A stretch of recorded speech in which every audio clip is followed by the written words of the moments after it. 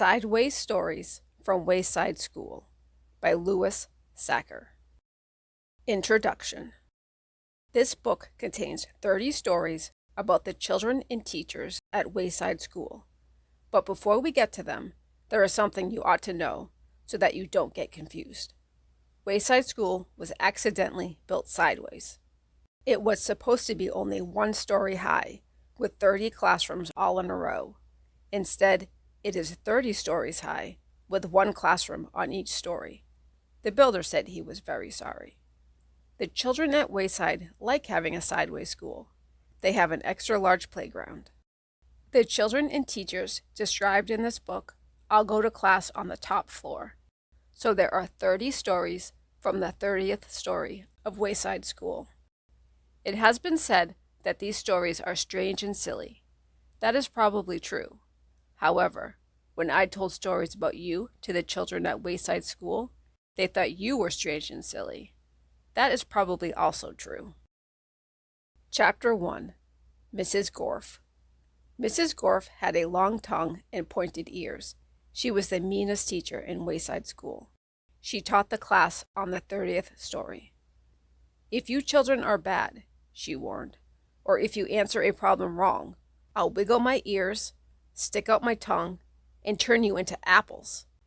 Mrs. Gorf didn't like children, but she loved apples. Joe couldn't add. He couldn't even count, but he knew that if he answered a problem wrong, he would be turned into an apple. So he copied from John. He didn't like to cheat, but Mrs. Gorf had never taught him how to add. One day, Mrs. Gorf caught Joe copying John's paper. She wiggled her ears, first her right one, then her left, stuck out her tongue, and turned Joe into an apple. Then she turned John into an apple for letting Joe cheat. "Hey, that isn't fair," said Todd. "John was only trying to help a friend." Mrs. Gorf wiggled her ears, first her right one, then her left, stuck out her tongue, and turned Todd into an apple. "Does anybody else have an opinion?" she asked. Nobody said a word. Mrs. Gorf laughed and placed the 3 apples on her desk. Stephen started to cry. He couldn't help it. He was scared. "I do not allow crying in the classroom," said Mrs. Gorf. She wiggled her ears, first her right one, then her left, stuck out her tongue, and turned Stephen into an apple. For the rest of the day, the children were absolutely quiet, and when they went home, they were too scared even to talk to their parents. But Joe, John, Todd, and Stephen couldn't go home. Mrs. Gorf just left them on her desk. They were able to talk to each other, but they didn't have much to say. Their parents were very worried. They didn't know where their children were. Nobody seemed to know. The next day, Kathy was late for school. As soon as she walked in, Mrs. Gorf turned her into an apple. Paul sneezed during class. He was turned into an apple. Nancy said, "God bless you," when Paul sneezed.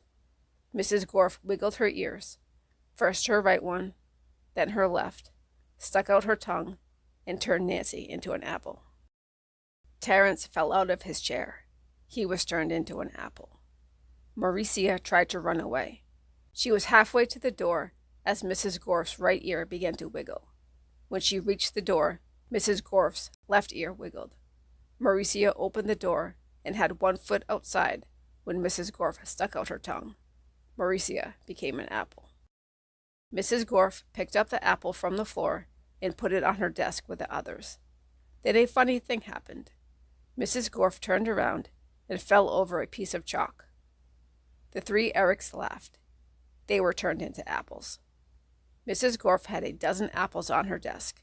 Joe, John, Todd, Stephen, Kathy, Paul, Nancy, Terrence, Maurecia, and the 3 Erics, Eric Fry, Eric Bacon, and Eric Ovens. Lewis, the yard teacher, walked into the classroom. He had missed the children at recess. He had heard that Mrs. Gorf was a mean teacher, so he came up to investigate. He saw the 12 apples on Mrs. Gorf's desk. "I must be wrong," he thought. "She must be a good teacher, if so many children bring her apples." He walked back down to the playground. The next day, a dozen more children were turned into apples. Louis, the art teacher, came back into the room. He saw 24 apples on Mrs. Gorf's desk. There were only 3 children left in the class. She must be the best teacher in the world, he thought. By the end of the week, all the children were apples. Mrs. Gorf was very happy. "Now I can go home," she said. "I don't have to teach anymore. I won't have to walk up 30 flights of stairs ever again." "You're not going anywhere!" shouted Todd. He jumped off the desk and bopped Mrs. Gorf on the nose. The rest of the apples followed. Mrs. Gorf fell on the floor. The apples jumped all over her. "Stop!" she shouted, "or I'll turn you into applesauce."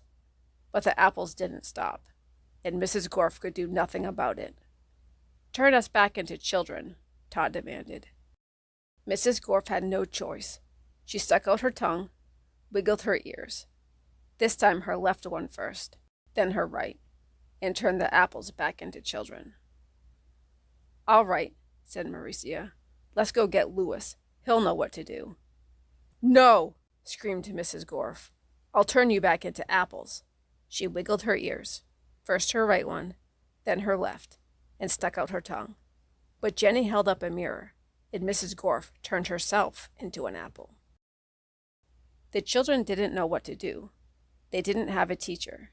Even though Mrs. Gorf was mean, they didn't think it was right to leave her as an apple. But none of them knew how to wiggle their ears. Louis, the art teacher, walked in. "Where's Mrs. Gorf?" he asked. Nobody said a word. "Boy, am I hungry," said Louis. "I don't think Mrs. Gorf would mind if I ate this apple. After all, she always has so many." He picked up the apple, which was really Mrs. Gorf, shined it up on his shirt, and ate it. Chapter 2. Mrs. Jewls. Mrs. Jewls had a terribly nice face. She stood at the bottom of Wayside School and looked up. She was supposed to teach the class on the 30th story. The children on the 30th story were scared. They had never told anybody what had happened to Mrs. Gorf. They hadn't had a teacher for 3 days. They were afraid of what their new teacher would be like. They had heard she'd be a terribly nice teacher. They had never had a nice teacher. They were terribly afraid of nice teachers. Mrs. Jewls walked up the winding, creaking staircase to the 30th story. She was also afraid. She was afraid of the children. She had heard that they would be horribly cute children. She had never taught cute children. She was horribly afraid of cute children. She opened the door to the classroom. She was terribly nice. The children could tell just by looking at her. Mrs. Jewls looked at the children. They were horribly cute. In fact, they were much too cute to be children. "I don't believe it," said Mrs. Jewls. "It's a room full of monkeys." The children looked at each other. They didn't see any monkeys.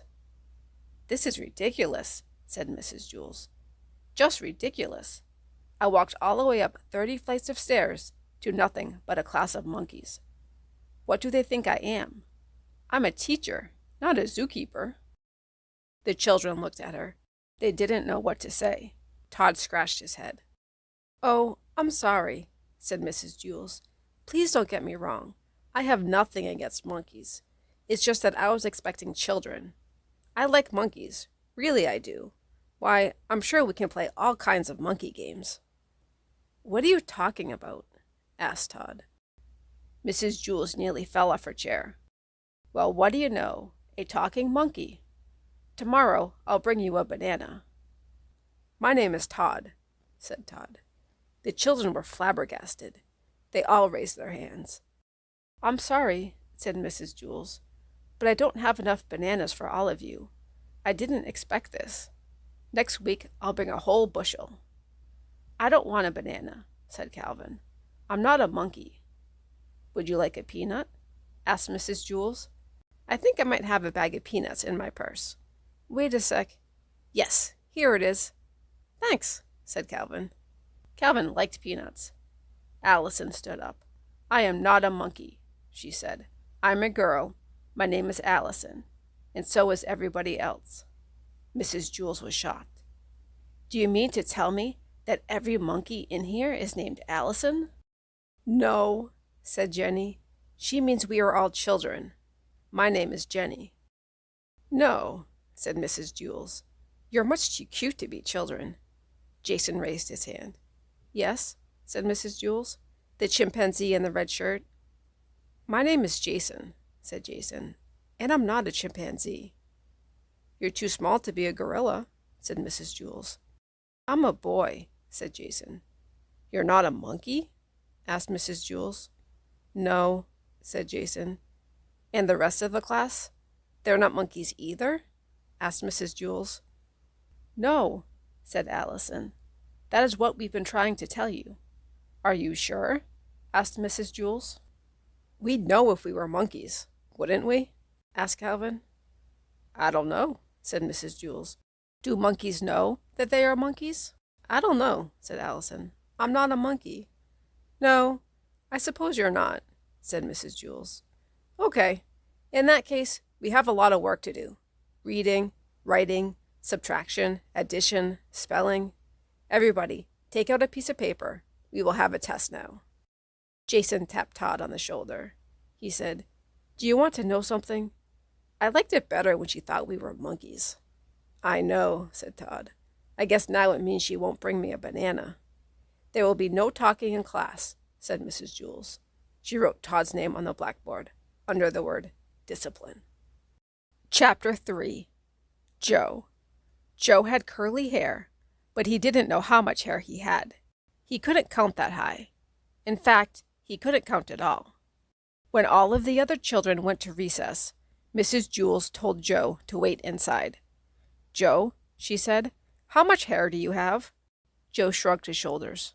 "A lot," he answered. "But how much, Joe?" asked Mrs. Jewls. "Enough to cover my head," Joe answered. "Joe, you are going to have to learn how to count," said Mrs. Jewls. "But Mrs. Jewls, I already know how to count," said Joe. "Let me go to recess." "First count to 10, said Mrs. Jewls. Joe counted to 10. 6, 8, 12, 1, 5, 2, 7, 11, 3, 10. "No, Joe, that is wrong," said Mrs. Jewls. "No, it isn't," said Joe. "I counted until I got to 10. "But you were wrong," said Mrs. Jewls. "I'll prove it to you." She put 5 pencils on his desk. "How many pencils do we have here, Joe?" Joe counted the pencils. 4, 6, 1, 9, 5. "There are 5 pencils, Mrs. Jewls."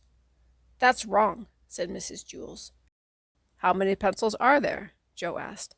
5, said Mrs. Jewls. "That's what I said," said Joe. "May I go to recess now?" "No," said Mrs. Jewls. "You got the right answer, but you counted the wrong way. You were just lucky." She set 8 potatoes on his desk. "How many potatoes, Joe?" Joe counted the potatoes. 7, 5, 3, 1, 2, 4, 6, 8. "There are 8 potatoes, Mrs. Jewls." "No, there are 8, said Mrs. Jewls. "But that's what I said," said Joe. "May I go to recess now?" "No, you got the right answer, but you counted the wrong way." She put 3 books on his desk.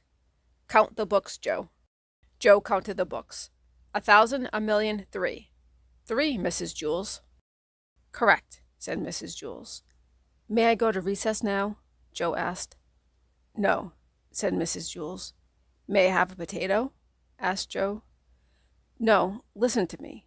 1, 2, 3, 4, 5, 6, 7, 8, 9, 10, said Mrs. Jewls. "Now you say it." 1, 2, 3, 4, 5, 6, 7, 8, 9, 10, said Joe. "Very good," said Mrs. Jewls. She put 6 erasers on his desk. "Now count the erasers, Joe, just the way I showed you." Joe counted the erasers. 1, 2, 3, 4, 5, 6, 7, 8, 9, 10. "There are 10, Mrs. Jewls." "No," said Mrs. Jewls. "Didn't I count right?" asked Joe. "Yes, you counted right, but you got the wrong answer," said Mrs. Jewls. "This doesn't make any sense," said Joe. "When I count the wrong way, I get the right answer, and when I count right, I get the wrong answer." Mrs. Jewls hit her head against the wall 5 times. "How many times did I hit my head against the wall?" she asked. 1, 2, 3, 4, 5, 6, 7, 8, 9, 10. You hit your head against the wall 10 times, said Joe. No, said Mrs. Jewls. 4, 6, 1, 9, 5. You hit your head 5 times, said Joe. Mrs. Jewls shook her head no and said, yes, that is right. The bell rang and all the other children came back from recess. The fresh air had made them very excited. They were laughing and shouting. Oh, darn, said Joe. Now I miss recess. Hey, Joe, where were you? Asked John. You missed a great game of kickball. I kicked a home run, said Todd. What was wrong with you, Joe? Asked Joy. Nothing, said Joe. Mrs. Jewls was just trying to teach me how to count. Joy laughed. You mean you don't know how to count? Counting is easy, said Maurecia. Now, said Mrs. Jewls. What's easy for you may not be easy for Joe, and what's easy for Joe may not be easy for you. Nothing's easy for Joe, said Maurecia. He's stupid. I can beat you up, said Joe. Try it, said Maurecia. That will be enough of that, said Mrs. Jewls. She wrote Maurecia's name on the blackboard under the word discipline. Joe put his head on his desk between the 8 potatoes and the 6 erasers.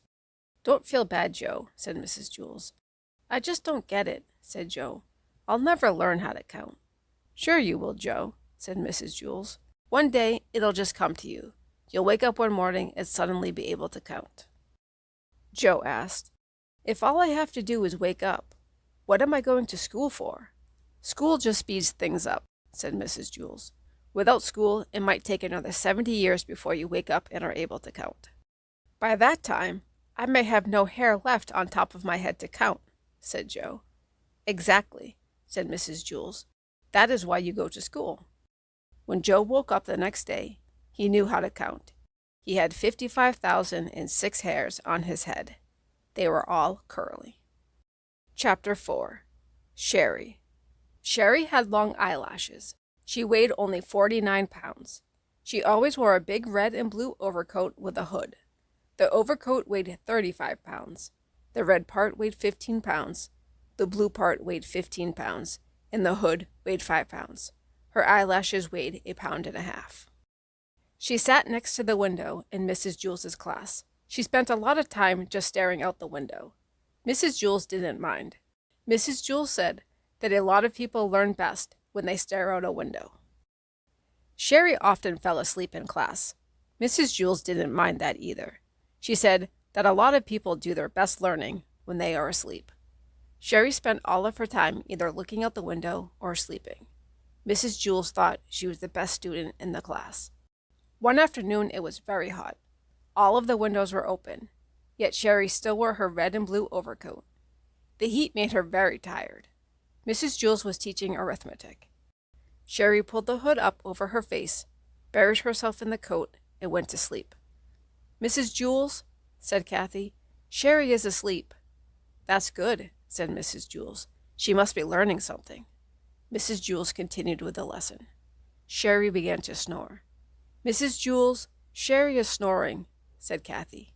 Yes, I can hear her, said Mrs. Jewls. She must be learning an awful lot today. I wish the rest of you could be like her. Sharie began to toss and turn. She flopped over on top of her desk, then rolled over on top of Kathy's desk. Then she rolled back the other way. Kathy screamed. Sharie rolled out of the window. She was still sound asleep. As you know, Mrs. Jewls' class was on the 30th story of Wayside School, so Sharie had a long way to go. After she had fallen 10 stories, Sharie woke up. She looked around. She was confused. She wasn't in Mrs. Jewls' class, and she wasn't at home in bed. She couldn't figure out where she was. She yawned, pulled the hood back over her eyes, and went back to sleep. By that time, she had fallen another 10 stories. Wayside School had an exceptionally large playground. Louis, the art teacher, was way over on the other side of it when he happened to see Sharie fall out the window.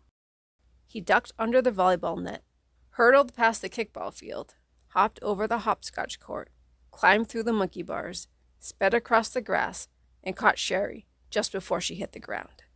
The people in Mrs. Jewls' class cheered. Sharie woke up in Louis's arms.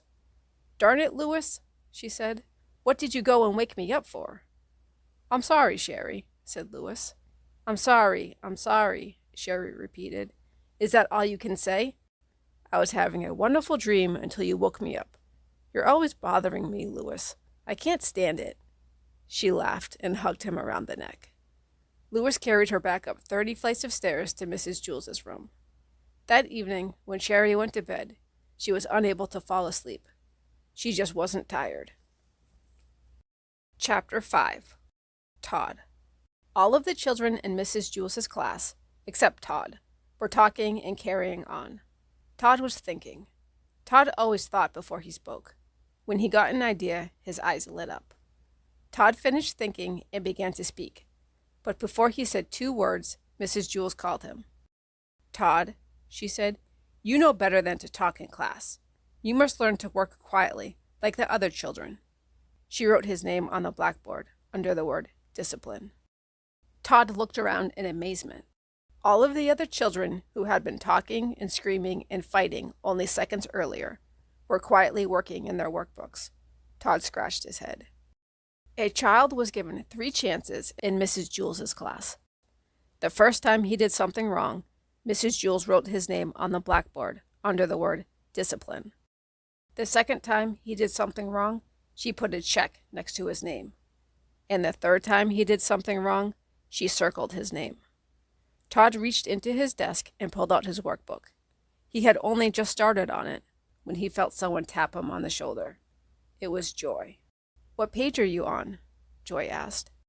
"Page 4, Todd whispered. "I'm on page 11, said Joy. Todd didn't say anything. He didn't want to get into trouble. He just went back to work. 5 minutes later, Joy tapped him again. Todd ignored her, so Joy poked him in the back with her pencil. Todd pretended he didn't notice. Joy got up from her seat and sharpened her pencil. She came back and poked it in Todd's back. "What page are you on?" she asked.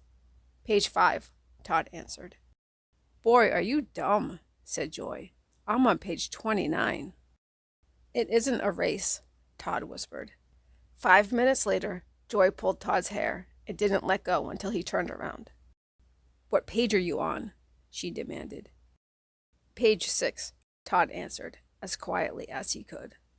"I'm on page 200, Joy shouted. Todd was very angry.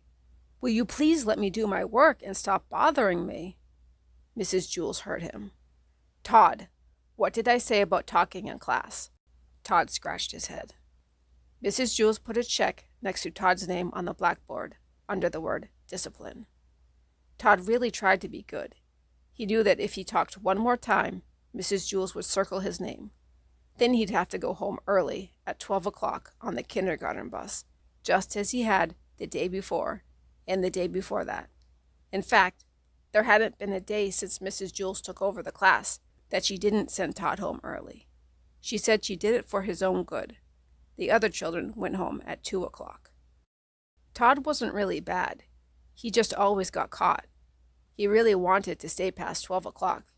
He wanted to find out what the class did from 12 to 2. But it didn't look as though this was going to be his day. It was only 10:30, and he already had 2 strikes against him. He sealed his lips and went back to work. There was a knock on the door. Mrs. Jewls opened it. 2 men stepped in, wearing masks and holding guns. "Give us all your money," they demanded. "All I have is a nickel," said Mrs. Jewls. "I have a dime," said Maurecia. "I have 13 cents, said Leslie. "I have 4 cents, said Dameon. "What kind of bank is this?" asked one of the robbers. "It's not a bank, it's a school," said Todd. "Can't you read?" "No," said the robbers. "Neither can I," said Todd. "Do you mean we walked all the way up 30 flights of stairs for nothing?" asked the robber. "Don't you have anything valuable?" Todd's eyes lit up. "We sure do," he said. "We have knowledge." He grabbed Joy's workbook and gave it to the robbers. "Knowledge is much more valuable than money." "Thanks, kid," said one of the robbers. "Maybe I'll give up being a criminal and become a scientist," said the other. They left the room without hurting anybody. "Now I don't have a workbook," complained Joy. Mrs. Jewls gave her a new one. Joy had to start all the way back at the beginning. "Hey, Joy, what page are you on?" asked Todd. "Page 1, Joy sighed.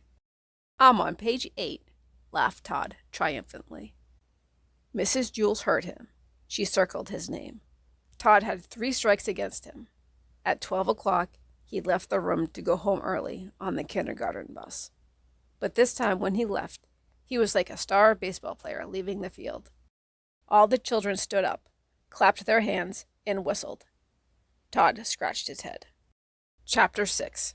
Bebe. Bebe was a girl with short brown hair, a little BB nose, totally tiny toes, and big brown eyes. Her full name was Bebe Gunn. She was the fastest draw in Mrs. Jewls' class. She could draw a cat in less than 45 seconds, a dog in less than 30, and a flower in less than 8 seconds. But of course, Bebe never drew just one dog, or one cat, or one flower. Art was from 12:30 to 1:30. Why, in that time, she could draw 50 cats, 100 flowers, 20 dogs, and several eggs or watermelons. It took her the same amount of time to draw a watermelon as an egg. Calvin sat next to Bebe. He didn't think he was very good at art. Why, it took him the whole period just to draw one airplane. So instead, he just helped Bebe. He was Bebe's assistant. As soon as Bebe would finish one masterpiece, Calvin would take it from her and set down a clean sheet of paper. Whenever her crayon ran low, Calvin was ready with a new crayon. That way, Bebe didn't have to waste any time. And in return, Bebe would draw 5 or 6 airplanes for Calvin. It was 12:30, time for art. Bebe was ready. On her desk was a sheet of yellow construction paper. In her hand was a green crayon. Calvin was ready. He held a stack of paper and a box of crayons. "Ready, Bebe?" said Calvin. "Ready, Calvin," said Bebe. "Okay," said Mrs. Jewls. "Time for art." She had hardly finished her sentence when Bebe had already drawn a picture of a leaf. Calvin took it from her and put another piece of paper down.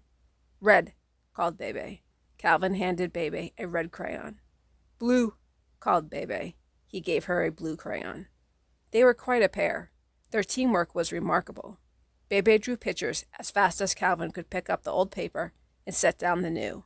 A fish, an apple, 3 cherries, bing, bing, bing. At 1:30, Mrs. Jewls announced, "Okay, class, art is over." Bebe dropped her crayon and fell over on her desk. Calvin sighed and leaned back in his chair. He could hardly move. They had broken their old record. Bebe had drawn 378 pictures. They lay on a pile on Calvin's desk. Mrs. Jewls walked by. "Calvin, did you draw all these pictures?" Calvin laughed. "No, I can't draw. Bebe drew them all." "Well then, what did you draw?" asked Mrs. Jewls. "I didn't draw anything," said Calvin. "Why not? Don't you like art?" asked Mrs. Jewls. "I love art," said Calvin. "That's why I didn't draw anything." Mrs. Jewls did not understand. "It would have taken me the whole period just to draw one picture," said Calvin, "and Bebe would only have been able to draw 100 pictures. But with the 2 of us working together, she was able to draw 378 pictures. That's a lot more art." Bebe and Calvin shook hands. "No," said Mrs. Jewls, "that isn't how you measure art.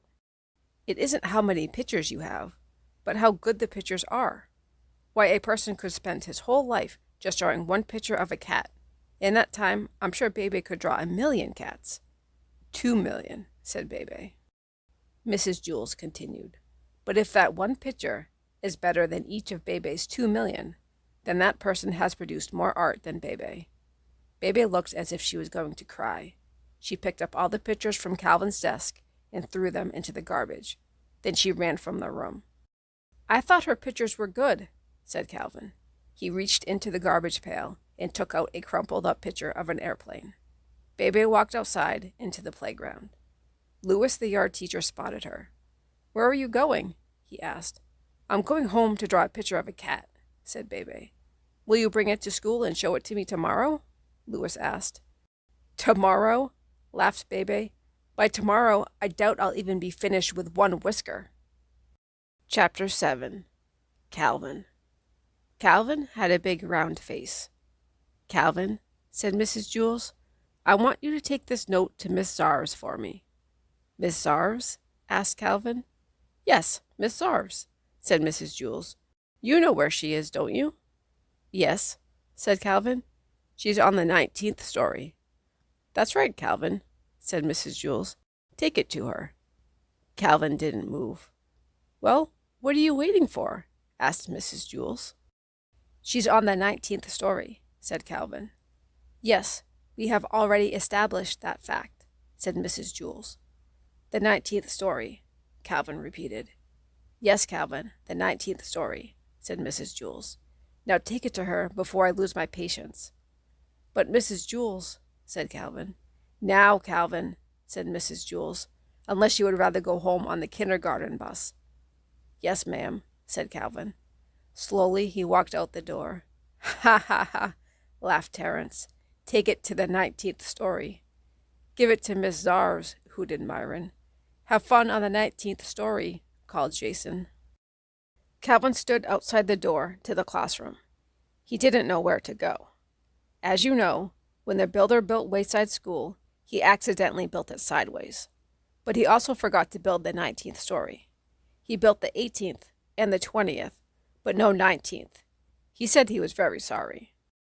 There was also no Miss Zarves. Miss Zarves taught the class on the 19th story. Since there was no 19th story, there was no Miss Zarves. And besides that, as if Calvin didn't have enough problems, there was no note. Mrs. Jewls had never given Calvin the note. "Boy, this is just great," thought Calvin. "Just great. I'm supposed to take a note that I don't have to a teacher who doesn't exist and who teaches on a story that was never built." He didn't know what to do. He walked down to the 18th story, then back up to the 20th, then back down to the 18th, and back up again to the 20th. There was no 19th story. There never was a 19th story, and there never will be a 19th story. Calvin walked down to the administration office. He decided to put the note in Miss Zarves' mailbox.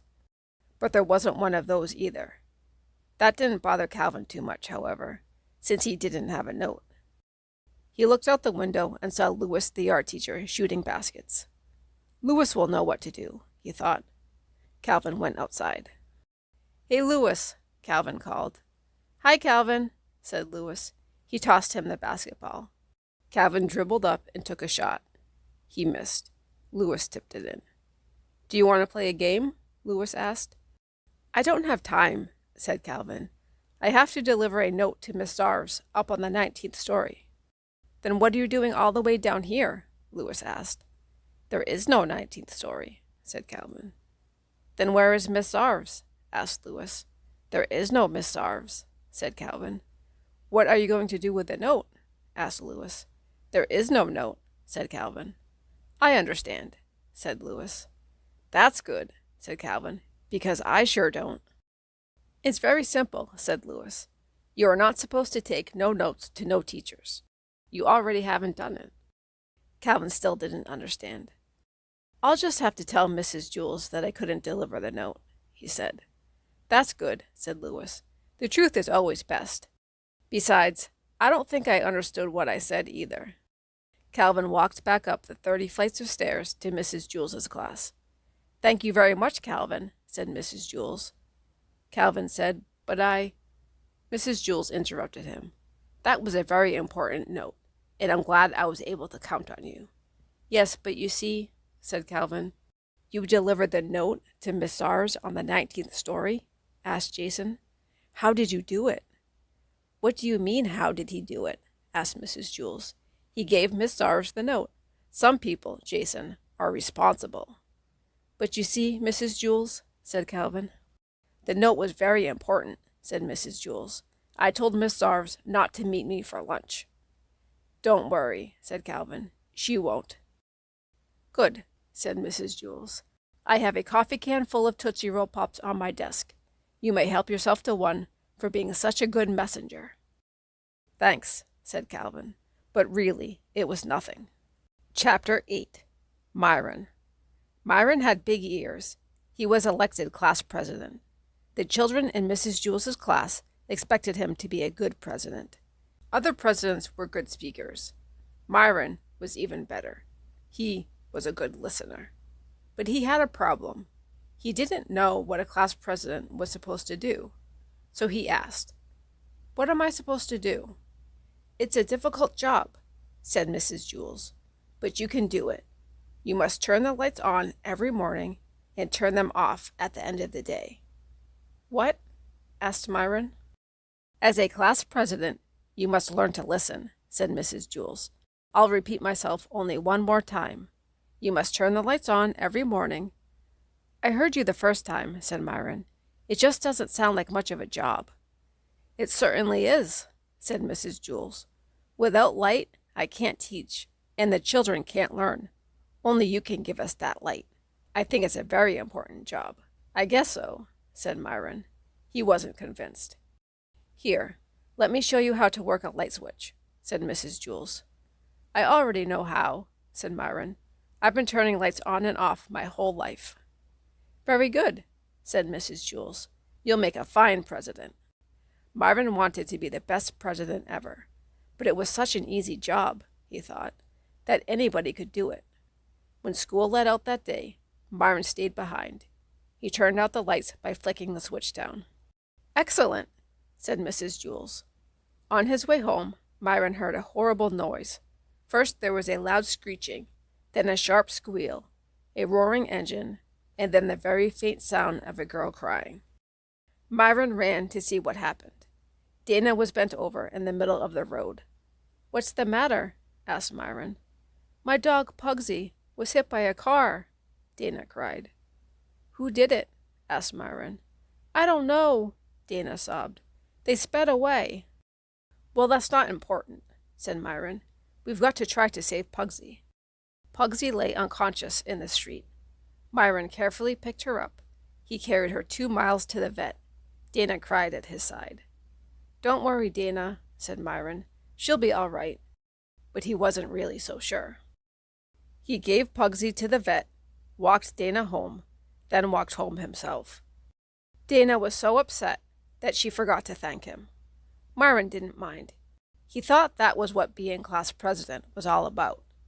The next morning, before he went to school, Myron went to Dana's house. Pugsy was there. She seemed all right. Dana petted her. Pugsy licked her face. "See, Myron, she's all right," said Dana. "The vet said that you brought her in just in time." "Hi, Pugsy," said Myron. He petted her. Pugsy bit his hand. "I guess she doesn't know you," said Dana. "She was unconscious yesterday when you saved her life."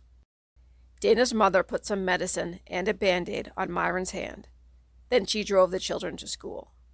They were late. They ran up the stairs to Mrs. Jewls' class. The room was completely dark. "It's about time you got here, Myron," said Mrs. Jewls. "We have no lights." "Why didn't somebody else just turn them on?" asked Myron. "Because you're class president," said Mrs. Jewls. "Show Stephen how to work the lights. From now on, he will be class president." Myron showed Stephen how to turn on the lights. He flicked the switch up. At the end of the day, Myron showed Stephen how to turn the lights off. He flicked the switch down. After a week, Stephen finally caught on. He made a good president. The lights were on every morning. Myron, who was president for only a day, was the best president in the history of Wayside School. It was just that nobody knew it. Chapter 9. Maurecia. Maurecia liked ice cream. She was sweet and pretty and could beat up any boy in Mrs. Jewls' class. Everybody liked Maurecia, except Kathy. But then she didn't like anybody. Maurecia only liked ice cream.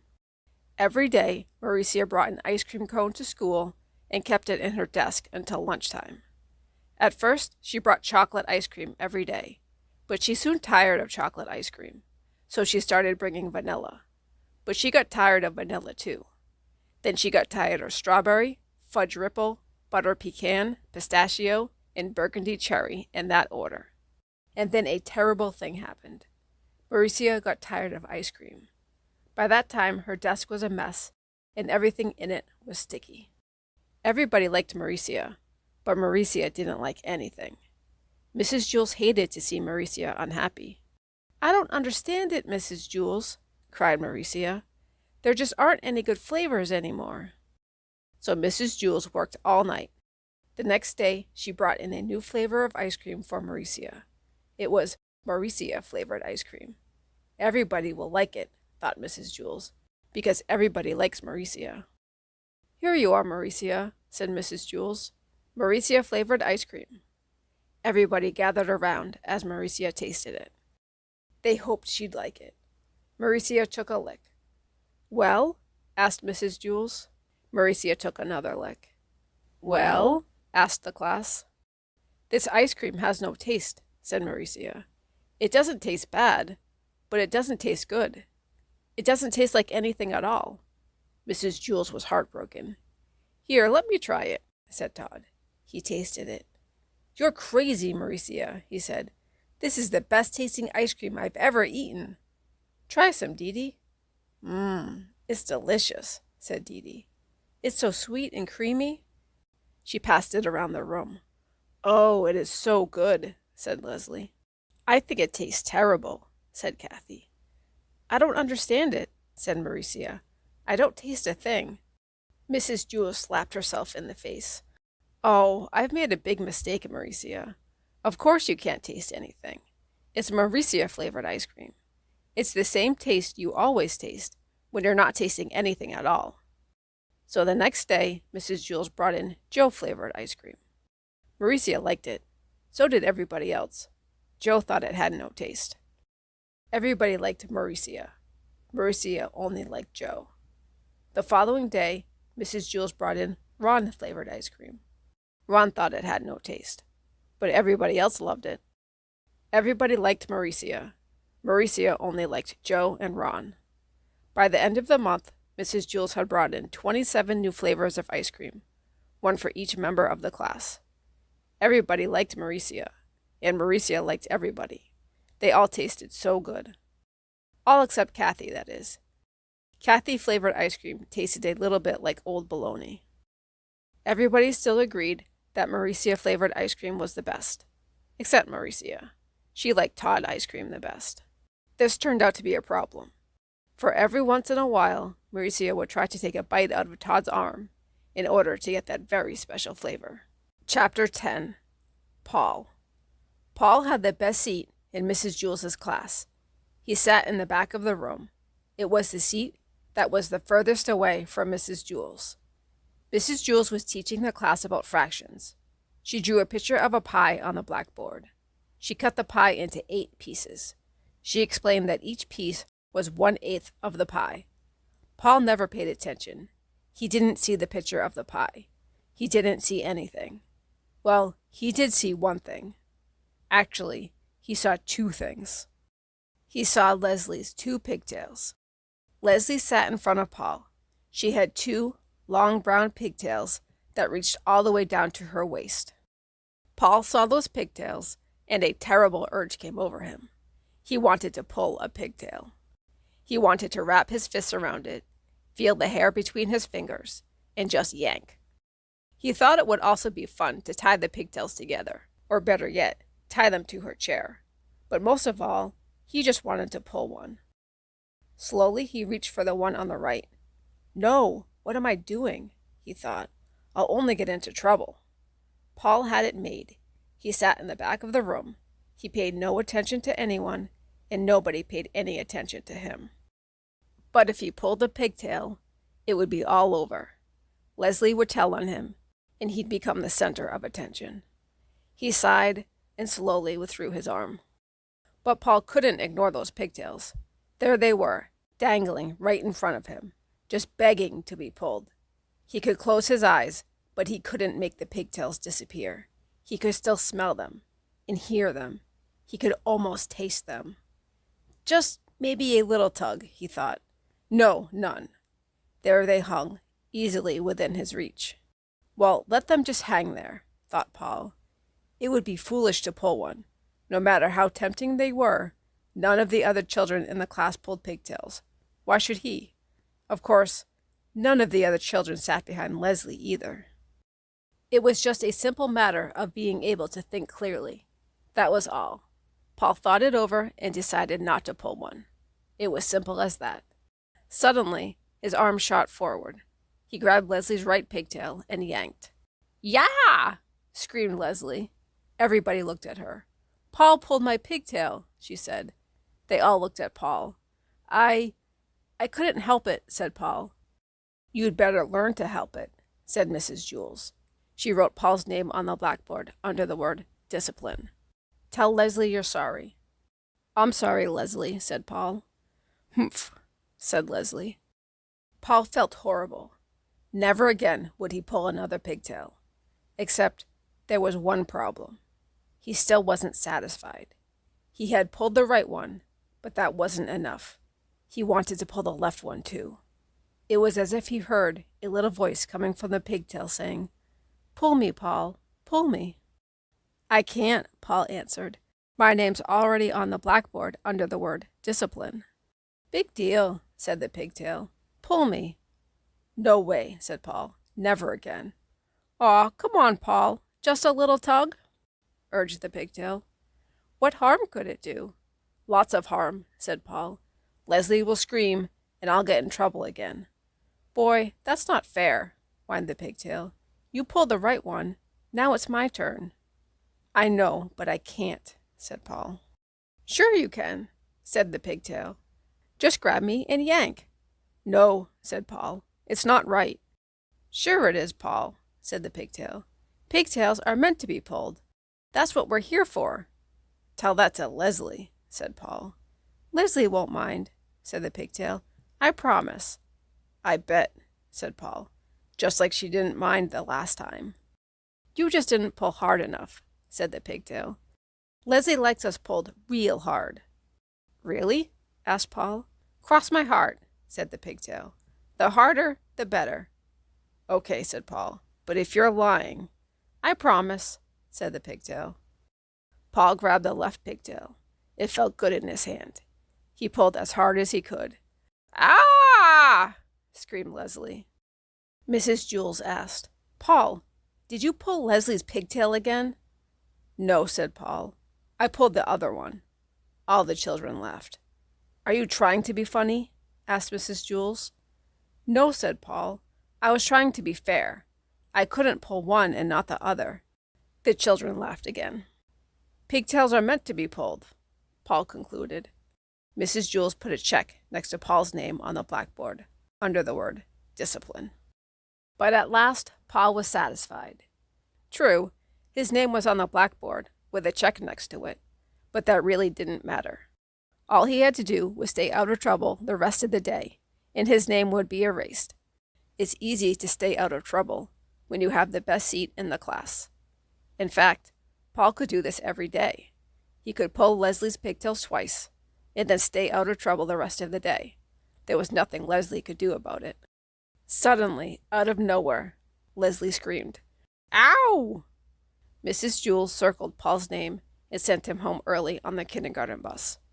Nobody would believe that he hadn't pulled Leslie's pigtail again. Chapter 11.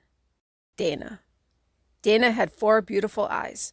She wore glasses, but her eyes were so beautiful that the glasses only made her prettier.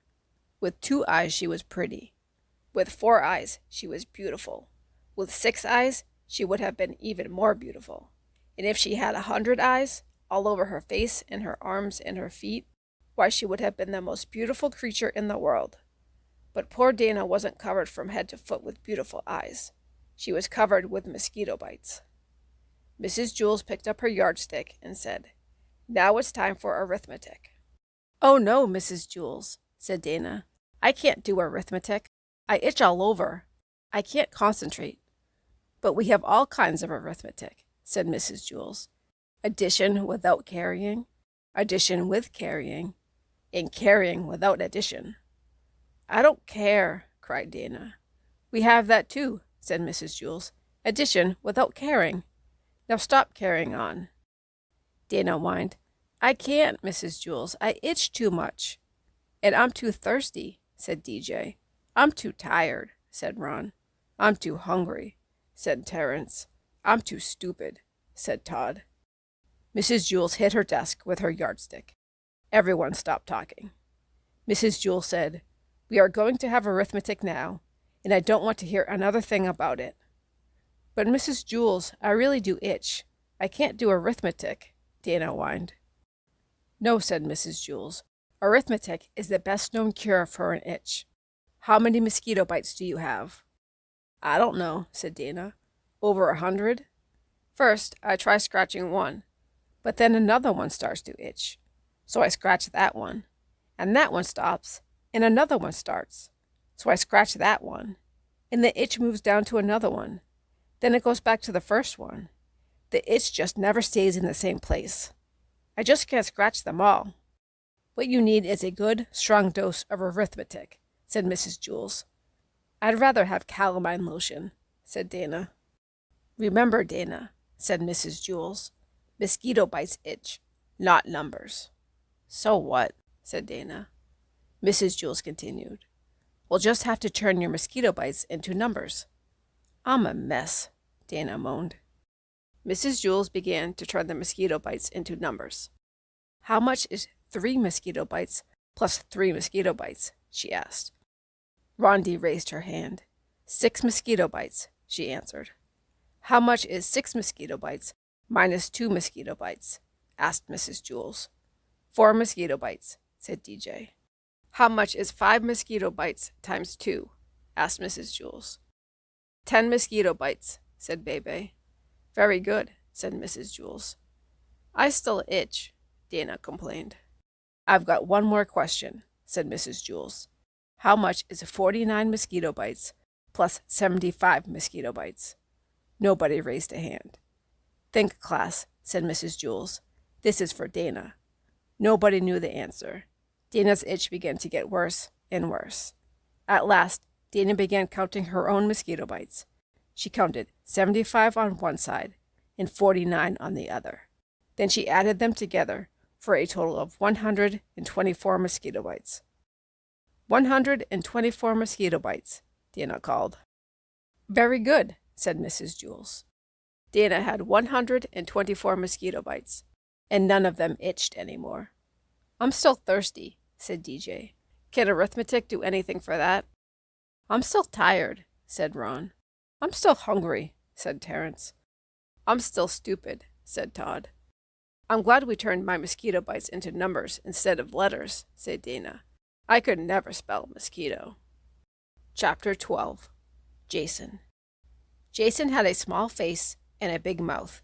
He had the second biggest mouth in Mrs. Jewls' class, and there were an awful lot of big mouths in that class. "Mrs. Jewls," Jason called without raising his hand, "Joy is chewing gum in class." Joy had the biggest mouth in Mrs. Jewls' class, and it was filled with gum. There was hardly even room for her tongue. "Joy, I'm ashamed of you," said Mrs. Jewls. "I'm afraid I'll have to put your name on the board." "That's okay, Mrs. Jewls," Jason called. "I'll do it." Jason hopped out of his seat and wrote Joy's name on the blackboard under the word discipline. While he was up, Joy took the glob of gum out of her mouth and placed it on Jason's chair. Rondi and Allison giggled. Jason walked back from the blackboard to his desk and sat down. "Mrs. Jewls," he called, "I'm stuck."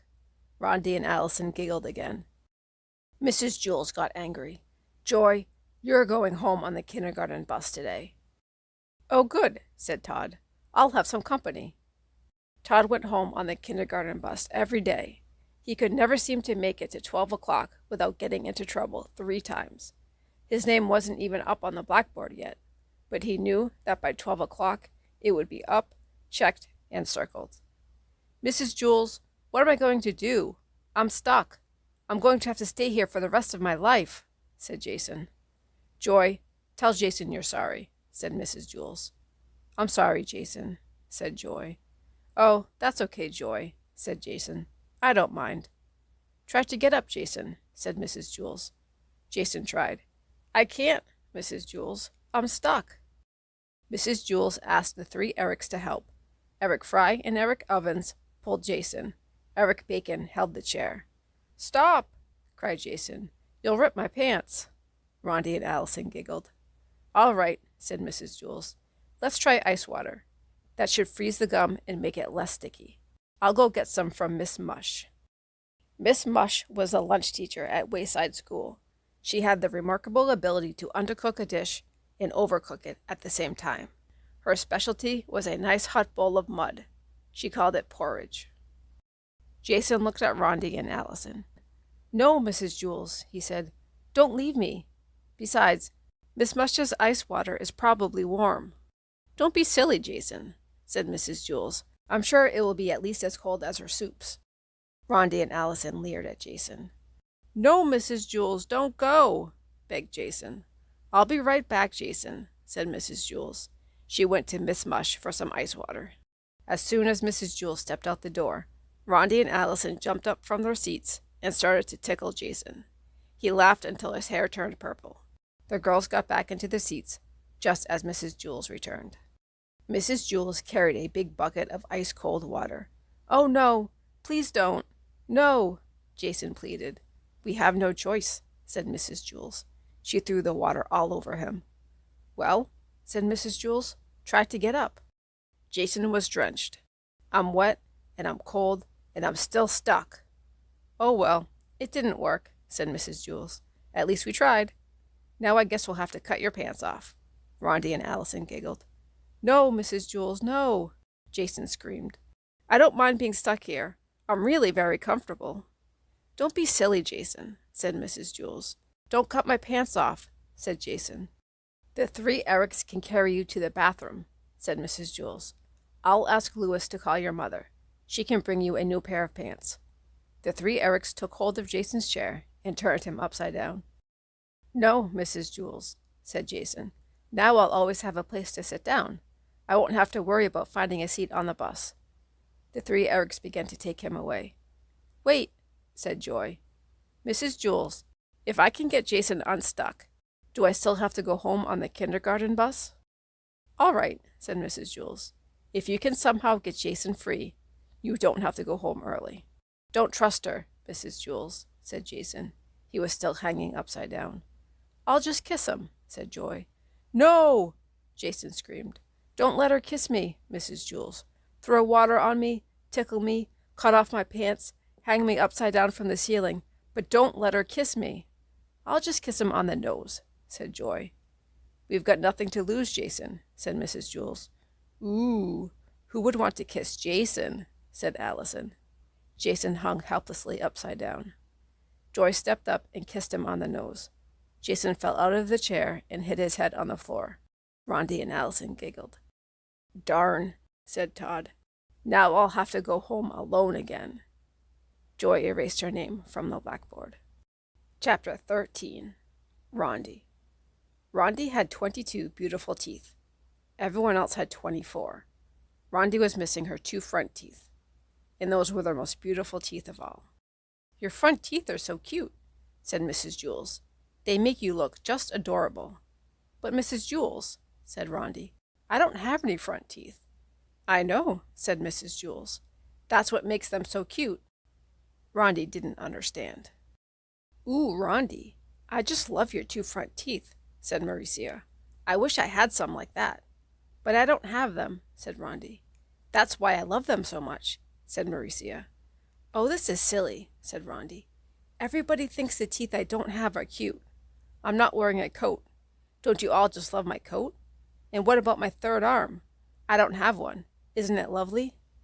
"Love your hat, Rondi," said Joy. "I'm not wearing a hat," Rondi screamed.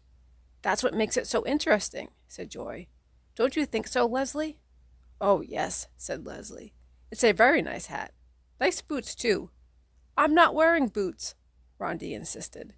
"Yes," said Joy. "Very nice boots. They go so well with your hat." "What hat?" asked Rondi. "Yes," Leslie agreed. "Rondi showed excellent taste by not wearing the hat or the boots. They go so well together." Rondi had had enough. She covered her head so nobody could see her hat. She put her feet under her desk so nobody could see her boots. Then she closed her mouth tightly so nobody could see her 2 front teeth. Suddenly everybody who was sitting near her began to laugh. "What's so funny?" asked Todd. "The joke Rondi didn't tell," said Jason. Ask Rondi not to tell it again, Todd, said Calvin. Rondi, said Todd, don't tell it again. Rondi was horrified. She didn't know what to do. She kept her mouth shut and just stared at Todd.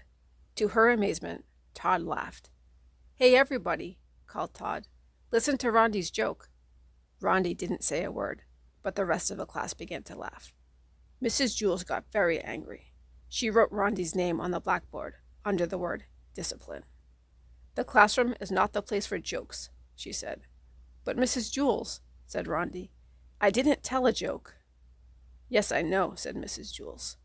But the funniest jokes are the ones that remain untold. Okay, said Rondi.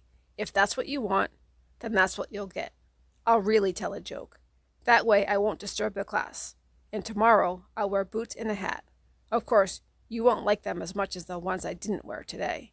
But I better hurry up and tell my joke before you all start to laugh. There was a monkey sitting in a banana tree. He was very hungry. He knew that somewhere in the tree there was a magic banana, and that once he ate the banana, he wouldn't be hungry anymore. He ate one banana. That wasn't it. He was still hungry. He ate another banana. That one wasn't it either. He was still hungry. Finally, after he ate his 10th banana, he wasn't hungry anymore.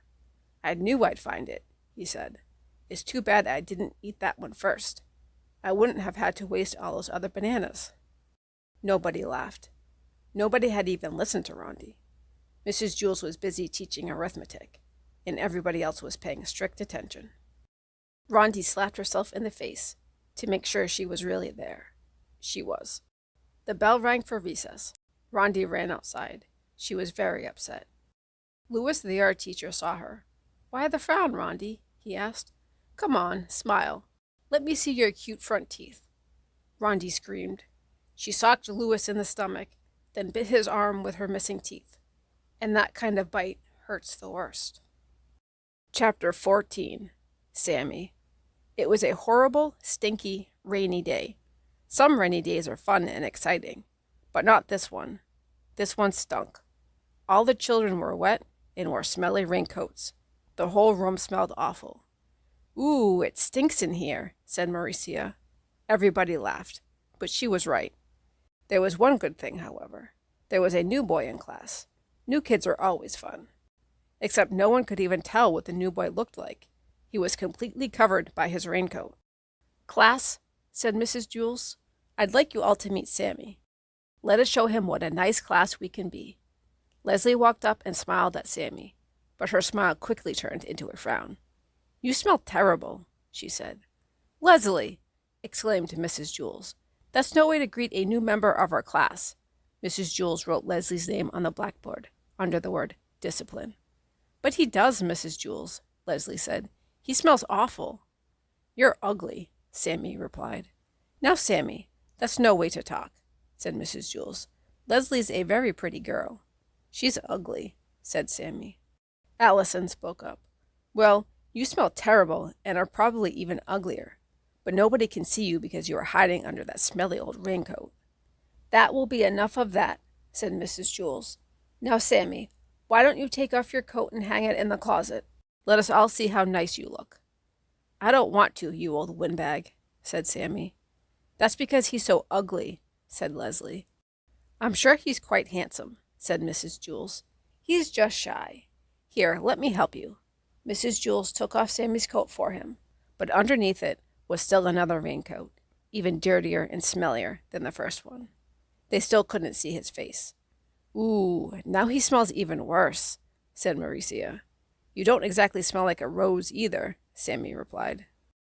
Mrs. Jewls took off his second raincoat, but there was still another one under that, and the smell became so bad that Mrs. Jewls had to run and stick her head out the window to get some fresh air. You're all a bunch of pigs, Sammy screeched. Dirty, rotten pigs. The smell was overpowering. Sammy just stood there, hidden under his raincoats. Mrs. Jewls wrote Sammy's name under the word discipline. Sent him home on the kindergarten bus, said Joy. Not with me, said Todd. Mrs. Jewls held her nose, walked up to Sammy, and removed his raincoat.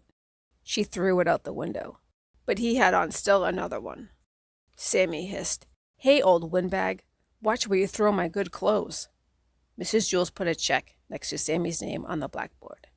Then she took off another raincoat and threw it out the window. The smell got worse, for he had on still another one. Sammy began to laugh. His horrible laugh was even worse than his horrible voice. When Sammy first came into the room, he was 4 feet tall, but after Mrs. Jewls removed 6 of his raincoats, he was only 3 feet tall, and there were still more raincoats to go. Mrs. Jewls circled his name and removed another coat. She threw it out the window. Then she put a triangle around the circle and threw another one of his coats outside. She kept doing this until Sammy was only 1.5 feet high. With every coat she took off, Sammy's laugh got louder and the smell got worse. Some of the children held their ears. Others could hold only one ear because they were holding their nose with the other hand. It was hard to say which was worse, the laugh or the smell. Sammy stopped laughing and said, "Hey, old windbag, if you take off one more of my coats and throw it out the window, I'll bite your head off." "They smell too bad for me to allow them in my classroom," said Mrs. Jewls. "You can pick them up when you leave." "They smell better than you do, pighead," Sammy shouted. Mrs. Jewls didn't stop. She took off another one of his coats, then another and another. Sammy was only 4 inches tall, 3 inches tall, 2 inches tall. At last, she removed the final coat. All that was there was a dead rat.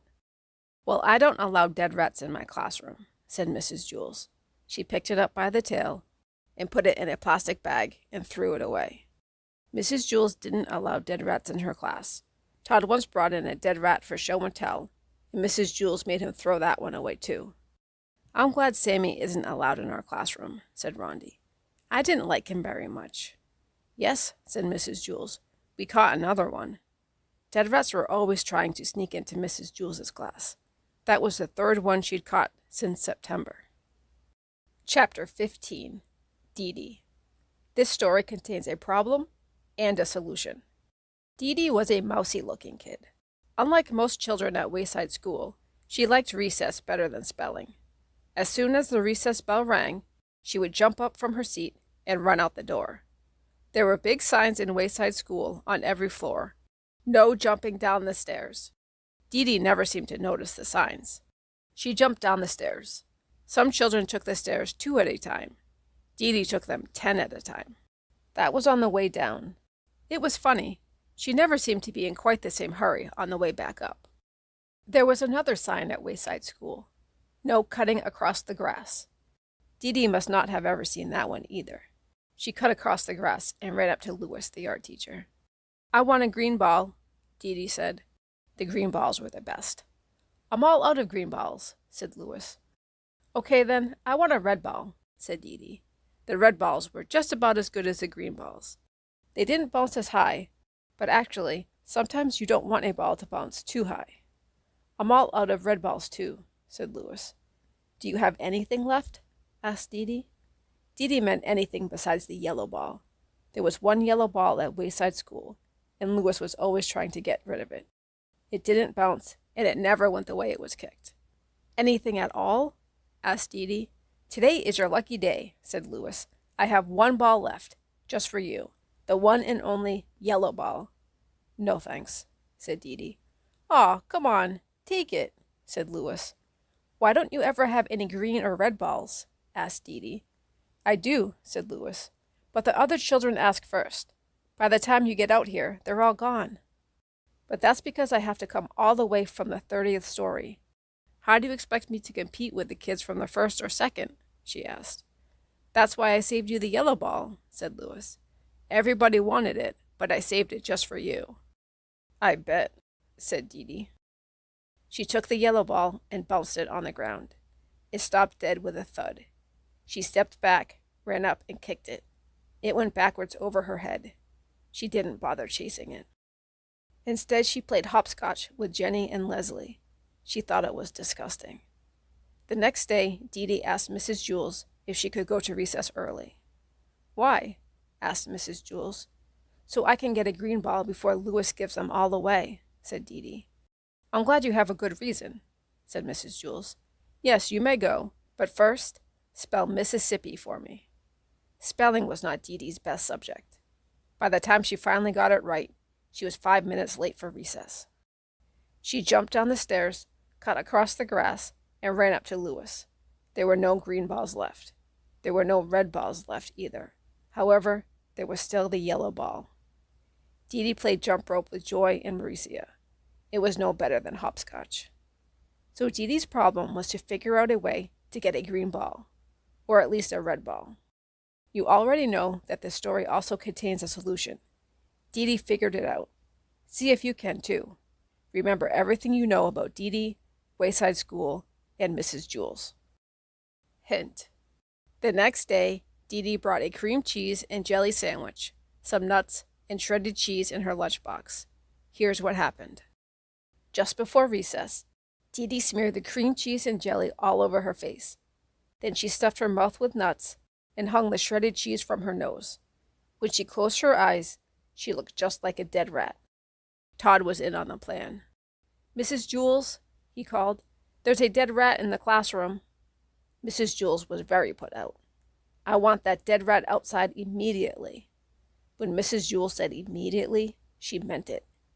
Deedee instantly found herself outside on the playground. "I want a green ball," she said. Lewis pretended he hadn't heard her. "May I please have a green ball?" asked Deedee. Lewis gave her a green ball. "I don't know how you did it, Deedee, but you're first today," he said. When Mrs. Jewls found out that Deedee and Todd had tricked her, she sent Todd home early on a kindergarten bus. Deedee threw the green ball on the ground. It bounced 50 feet straight up in the air, and then she caught it. "You don't like me, do you?" she asked Lewis. "Sure I do," said Lewis. "No, you don't," said Deedee. "Yes, I like you," said Lewis. "No, you don't," Deedee insisted.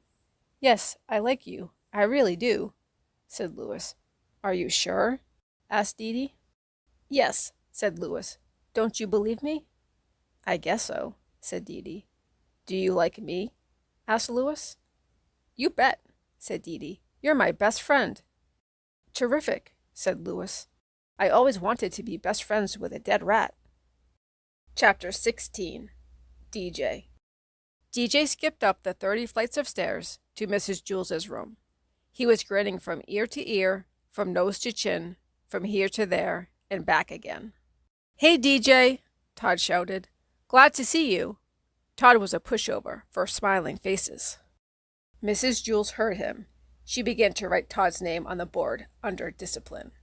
But when she saw DJ smile, she put down the chalk. "Good morning, DJ," she said. "What are you so happy about?" DJ grinned and shrugged his shoulders. Mrs. Jewls smiled. Dameon looked at the smile on Mrs. Jewls' face, then at Todd's, and finally at DJ's. Then Dameon smiled too. His smile was almost as big as DJ's. They were best friends. Once they saw the two of them smiling, the rest of the class couldn't help but smile. Rondi had a very cute one, due to her 2 missing front teeth. Nobody had an ugly smile. Jason came to school late. He was very upset. But the first thing he saw was Dameon smile, and he felt a little bit better. Then he saw Rondi's toothless grin, and he even began to smile a little himself. But when he saw the piano on DJ's face, he fell, laughing, onto the floor.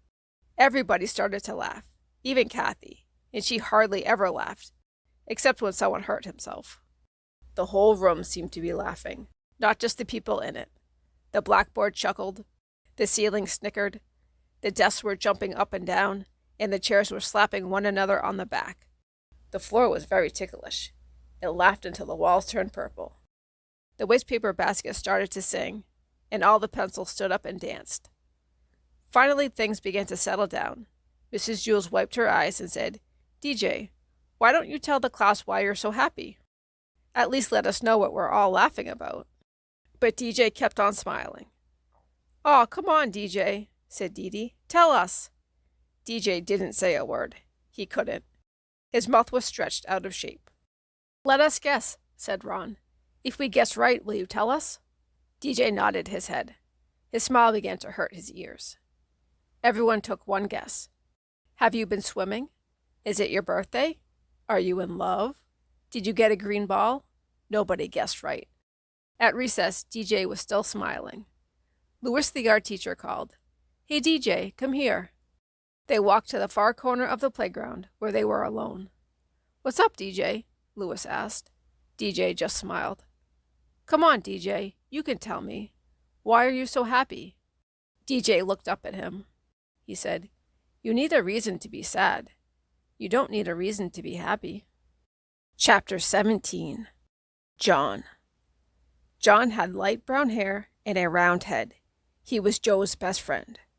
John was one of the smartest boys in Mrs. Jewls' class, but he had one problem. He could only read words written upside down. Nobody ever wrote anything upside down. But it was only a little problem. John was still in the high reading group. He just turned his book upside down. It was easier for John to turn his book upside down than to learn to read correctly. But the easiest way isn't always the best way. Mrs. Jewls said, "John, you can't go on reading like this. You can't spend the rest of your life turning your books upside down." "Why not?" asked John. "Because I said so," said Mrs. Jewls. "Besides, what happens when I write something on the blackboard? You can't turn the blackboard upside down." "No, I guess you're right," said John. "I know I'm right," said Mrs. Jewls. "You are going to have to learn to stand on your head." John couldn't stand on his head. He had given up trying. You would have too if you had fallen over as many times as he had. Joe was John's best friend. He could stand on John's head. Every time John fell over, Joe stood on his head. After all, what are best friends for? "My head is too round, Mrs. Jewls. I can't stand on it," said John. "Of course you can, John," said Mrs. Jewls. "If Joe can stand on your head, so can you." "It's easy, John," said Joe. "I can't," John repeated. "I always fall over."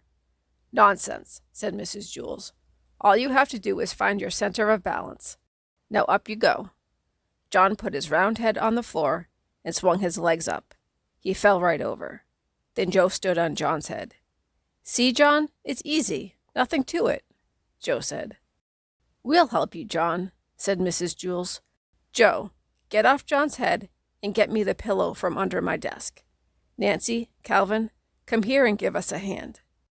Mrs. Jewls took the pillow from Joe and set it on the floor. "All right, John, we'll surround you," she said. "We won't let you fall." John put his head on the pillow and swung his legs up. He started to fall one way, but Nancy pushed him back up. Then he started to fall another way, but Calvin straightened him out. John kept falling a little bit this way and that way, until at last he found his center of balance. "Hey, look at me! Look at me!" said John. "I'm up! I'm really up! I'm standing on my head! I found my center of balance! It's beautiful! I can read the blackboard! Hey, Calvin, bring me a book, and you don't have to turn it upside down. Ha ha! Hey! Ah!" Bam! While Calvin went to get the book, John fell flat on his face. "You better stay off my head, Joe," he warned. "Are you all right, John?" asked Mrs. Jewls. "Yes, I think so. I feel a little funny. Hey, I can still read the blackboard, and I'm not upside down. I can read right side up now. When I fell, I must have flipped my brain or something." "That is wonderful, John," said Mrs. Jewls. "Here, put the pillow back under my desk. As a reward, you may have a Tootsie Roll Pop. They are in the coffee can on top of my desk." John placed the pillow on top of her desk. Then he looked under the desk, but he couldn't find the Tootsie Roll Pops anywhere. Chapter 18. Leslie. Leslie had 5 fingers on each hand and 5 toes on each foot. For each hand she had an arm, and for each foot she had a leg. She was a very lucky girl, and she had 2 lovely, long brown pigtails that reached all the way down to her waist. When Mrs. Jewls asked a question, Leslie could raise one of her hands. When Leslie was adding, she could count on her fingers. When Paul pulled one of her pigtails, she could kick him with one foot while standing on the other. But Leslie had one problem. She didn't know what to do with her toes. She had 10 adorable little toes and nothing to do with them. As far as she could tell, they served no useful purpose. "Suck your toes. That's what I do, said Sharie. But Leslie's foot wouldn't reach her mouth. Well, that's all toes are good for, said Sharie. She put her foot in her mouth and went to sleep. No, thought Leslie, they must be good for something. They just have to be. During recess, she asked Dana, Dana, what do you do with your toes? I scratch the back of my legs, said Dana. First, I scratch my left leg with my right foot. Then I scratch my right leg with my left foot. But my legs don't itch, said Leslie. That's good, said Dana. In that case, you can scratch my legs. With your help, I can scratch both legs at the same time. No, never mind, said Leslie. She walked up behind Louis, the art teacher, and hopped on his shoulders. Louis, said Leslie, I don't know what to do with my toes. Louis tugged her foot. Yes, that is a serious problem, he said. But I'll tell you what I'll do. I'll take them off your hands for you. Or rather, your feet. Just cut them off and give them to me. What? Asked Leslie. You don't want them, so I'll take them, said Louis. You won't have to worry about them ever again. No, said Leslie. I'll give them to Miss Mush, said Louis. She can make little hot dogs out of them. Miss Mush was a lunch teacher. No, I'm not going to give my toes away, said Leslie. All right, said Louis. I'll give you a nickel apiece for them. No, you can't have them, said Leslie. Why not? Louis asked. They're no good to you anyhow. And think of all you can buy for 50 cents. The bell rang. I'll think it over, said Leslie. She ran back to class. Mrs. Jewls, said Leslie, I don't see any reason for keeping my toes. Oh, Leslie, I'm sure there are lots of good reasons, said Mrs. Jewls. Well, I can't think of any. My legs don't itch, and I can't get my foot in my mouth. Louis offered me a nickel apiece for them, and it seems to me like a good deal. But I wanted to check with you first. I think Louis was pulling your leg, said Mrs. Jewls. No, said Leslie. He was pulling my toes. What would he want with your toes? Asked Mrs. Jewls. I don't know, said Leslie. But if he's willing to give me 5 cents apiece for them, then I'm going to take him up on it. That's 50 cents. At lunch, Leslie walked up to Louis. Okay, Louis, she said. You can have my toes for a nickel apiece. That will be 50 cents. Not so fast, said Louis. Let me look at them first. Leslie took off her shoes. Yes, yes, said Louis.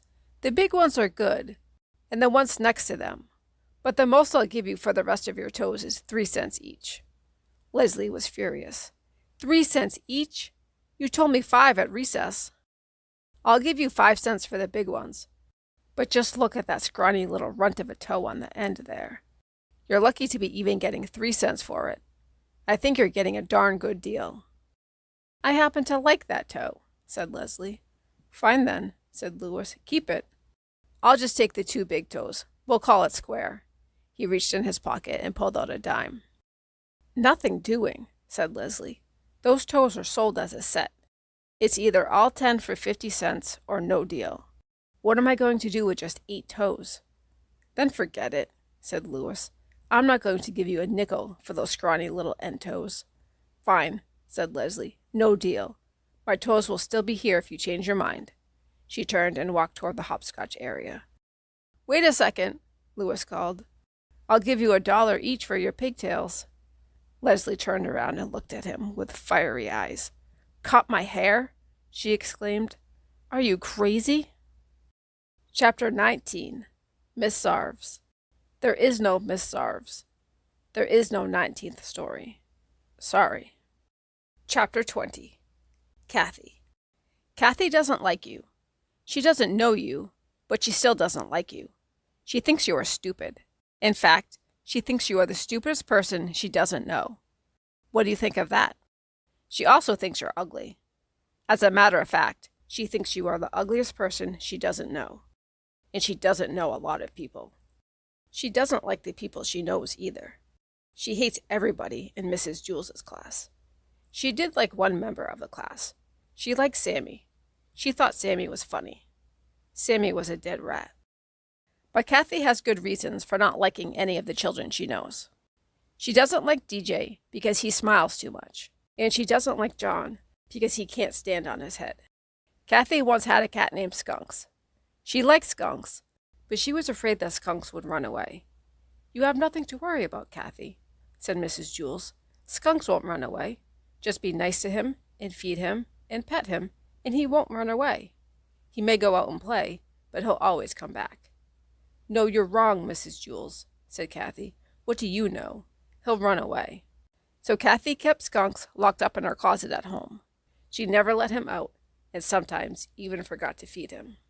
One day, while Kathy was looking for her other shoe, Skunks ran out of the closet and never came back.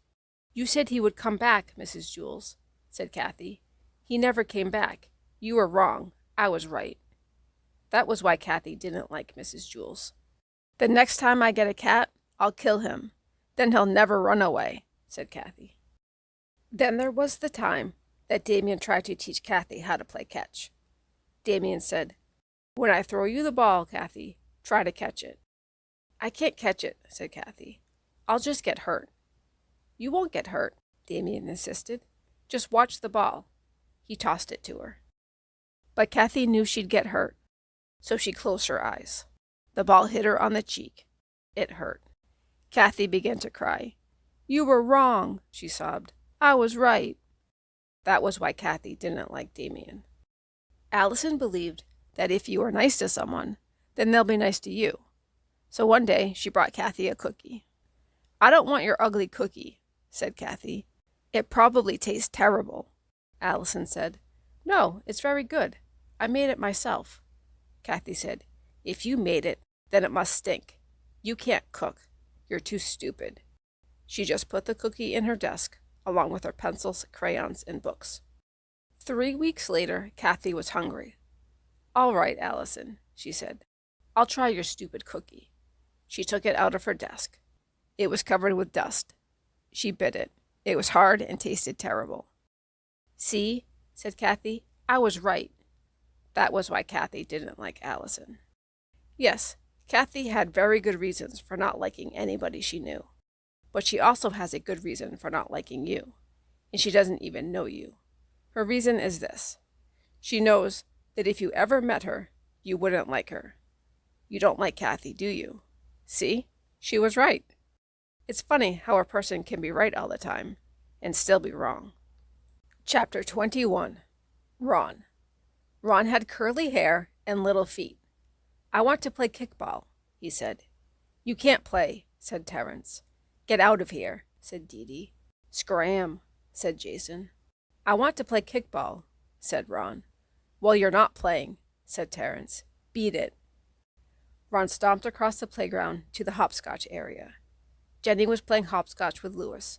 Jenny was on 9. Lewis was still on 4, but it was his turn. "I want to play kickball," Ron said. "So go play kickball," said Lewis. "Terrence won't let me play," said Ron. Lewis walked with Ron to the kickball field. "Hey, what about our hopscotch game?" Jenny asked. "You won," said Lewis. "I just beat Lewis in hopscotch," Jenny announced.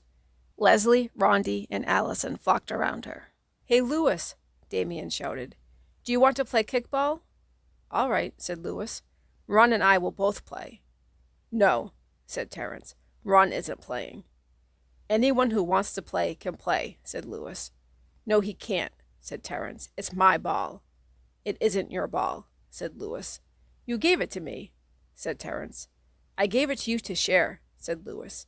"If you can't share it, you can't have it." "Oh, all right," said Terrence. "But I get to pitch." "Ron and I will stand everybody," Lewis announced. "All right," said Jason. "We'll kill them." "We'll murder them," said Deedee. "We'll smash them," said Myron. "We'll see," said Lewis. Ron pitched, and Lewis played the other 8 positions. 20 minutes later, they finally got 3 outs. The score was 21-0. Ron was up first. "Infield in!" shouted Dameon. Everybody stood within 10 feet of home plate. "All right, Ron," Lewis shouted. "Kick it over their heads." Ron kicked the ball only 3.5 feet. Todd picked it up and threw him out. Lewis was up. Everybody ran back to the edge of the outfield. Still, Lewis kicked the ball over their heads for a home run. Everybody ran all the way back in again for Ron's up. He kicked the ball only 2 feet. Deedee tagged him out. Lewis kicked another home run. Ron then kicked the ball a foot and tripped over it on his way to first base. 3 outs. Ron and Lewis held the other team to only 5 runs the next inning. That was because the bell rang. Lunch was finally over. Lewis and Ron lost 26-2. Ron had had a wonderful time. The next day, Ron said, "I want to play kickball." "You can't play," said Terrence. "Get out of here," said Jason. "Scram," said Deedee. "I want to play kickball," Ron told Lewis. Lewis walked with him to the kickball field. "Ron and I will stand all of you." Everybody liked the teams. Ron pitched while Lewis played the other 8 positions. They lost 57-2. After the game, Lewis took Ron aside. "Listen, Ron," he said. "Why do you always want to play kickball? You can't kick, you can't field, you can't even run to first base. You get smashed every game." "Hey, now wait a second," said Ron. "Don't go blaming it all on me. You're half the team too, you know." And with that, he punched Lewis in the stomach. And he punched a heck of a lot harder than he kicked. Chapter 22. The 3 Erics. In Mrs. Jewls' class, there were 3 children named Eric. Eric Fry, Eric Bacon, and Eric Ovens. They were known throughout the school for being fat. Eric Fry sat at this end of the room. Eric Bacon sat in the middle of the room. And Eric Ovens sat at the end of the room. There was a joke around Wayside School that if all 3 Erics were ever at the same end of the room at the same time, the whole school would tip over. Eric Bacon hated jokes like that. That's not surprising. After all, he wasn't even fat. In fact, he was the skinniest kid in Mrs. Jewls' class. But nobody seemed to notice. The other 2 Erics were fat, and so everyone just thought that all Erics were fat. "But I'm not fat," Eric Bacon insisted. "What's your name?" asked Jason. "Eric," said Eric Bacon. "Then you're fat," Jason concluded. And pretty soon, skinny little Eric Bacon, the skinniest kid in Mrs. Jewls' class, had the nickname Fatso. Eric Fry really was fat. He was also the best athlete in Mrs. Jewls' class. His body was solid muscle. However, nobody ever noticed. The other 2 Erics weren't very good at sports. Eric Ovens was clumsy. Eric Fatso Bacon was a good athlete for his size, but because he was so skinny, he didn't have much power. So naturally, everybody just assumed that Eric Fry was also clumsy and weak. After all, his name was Eric. Whenever the other kids chose up teams, Eric Fry was the last one picked. They never noticed his home runs or the fabulous catches he made. Like all great athletes, he made the impossible look easy. Of course, the other kids did notice the one time that he dropped the ball. Eric Fry was playing right field. Terrence belted a deep fly to left. Eric Fry raced all the way across the field after the ball, and at the last second dived at it. He caught it in midair on his fingertips, but as he hit the ground, the ball squirted loose. "Well, what do you expect from Butterfingers?" said Stephen. And since that time, Eric Fry has had the nickname Butterfingers. Eric Ovens was the nicest person in Mrs. Jewls' class. He treated everyone equally and always had a kind word to say. But because his name was Eric, everyone thought he was mean. Fatso was mean because everyone called him Fatso. Butterfingers was mean because he always had to play right field. So naturally, everyone just assumed that Eric Ovens was also mean. They called him Crabapple. "Good morning, Allison," said Eric Ovens. "How are you?" "Lay off, Crabapple, will ya?" answered Allison. "If you don't have something nice to say, don't say anything at all." All 3 of the Erics had nicknames. It was better that way. Otherwise, when someone said, "Hey, Eric," no one knew to whom he was talking. One time, all the Erics would answer, and the next time, none of them would answer. But when someone said, "Hey, Crabapple," then Eric Ovens knew they were talking to him. And if someone said, "Hey, Butterfingers," Eric Fry knew they meant him. And when someone said, "Hey, Fatso," Eric Bacon knew that he was being called. Chapter 23. Allison. Allison had pretty blonde hair and always wore a sky blue windbreaker. Her windbreaker was the same color as her eyes. She was best friends with Rondi. Rondi had blonde hair too, but she was missing her 2 front teeth. Allison had all of her teeth. Allison used to say that she knocked Rondi's teeth out. Allison was very pretty, so all the boys in Mrs. Jewls' class teased her, especially Jason. But Allison said, "Leave me alone or I'll knock your teeth out," like I did Rondi's. The boys didn't bother her after that. One day, Allison brought a tangerine for lunch. She took the peel off in one piece. Miss Mush, the lunch teacher, walked up to her. "Allison, may I have your tangerine?" she asked. Miss Mush always gave food to the children, so Allison was happy to give her tangerine to Miss Mush. Miss Mush shoved it in her mouth and swallowed it in less than 4 seconds. Allison left the lunchroom and walked down to the library. The lunchroom was on the 15th story. The library was on the 7th. Allison already had her book. She just went to the library because it was nice and quiet there. The librarian walked up to Allison. "What are you reading?" she asked. Allison told her the name of the book. "That sounds like a good book," said the librarian. "I never read that one. May I borrow it?" The librarian always lent books to the children. Allison was glad to be able to return the favor. She gave the librarian the book, then walked down the stairs, outside to the playground. All of Allison's friends were playing freeze tag. Allison didn't feel like playing.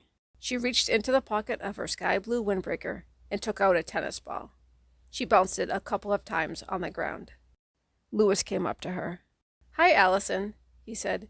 "May I play with your tennis ball?" Lewis always gave balls to the children. Allison happily gave her ball to Lewis.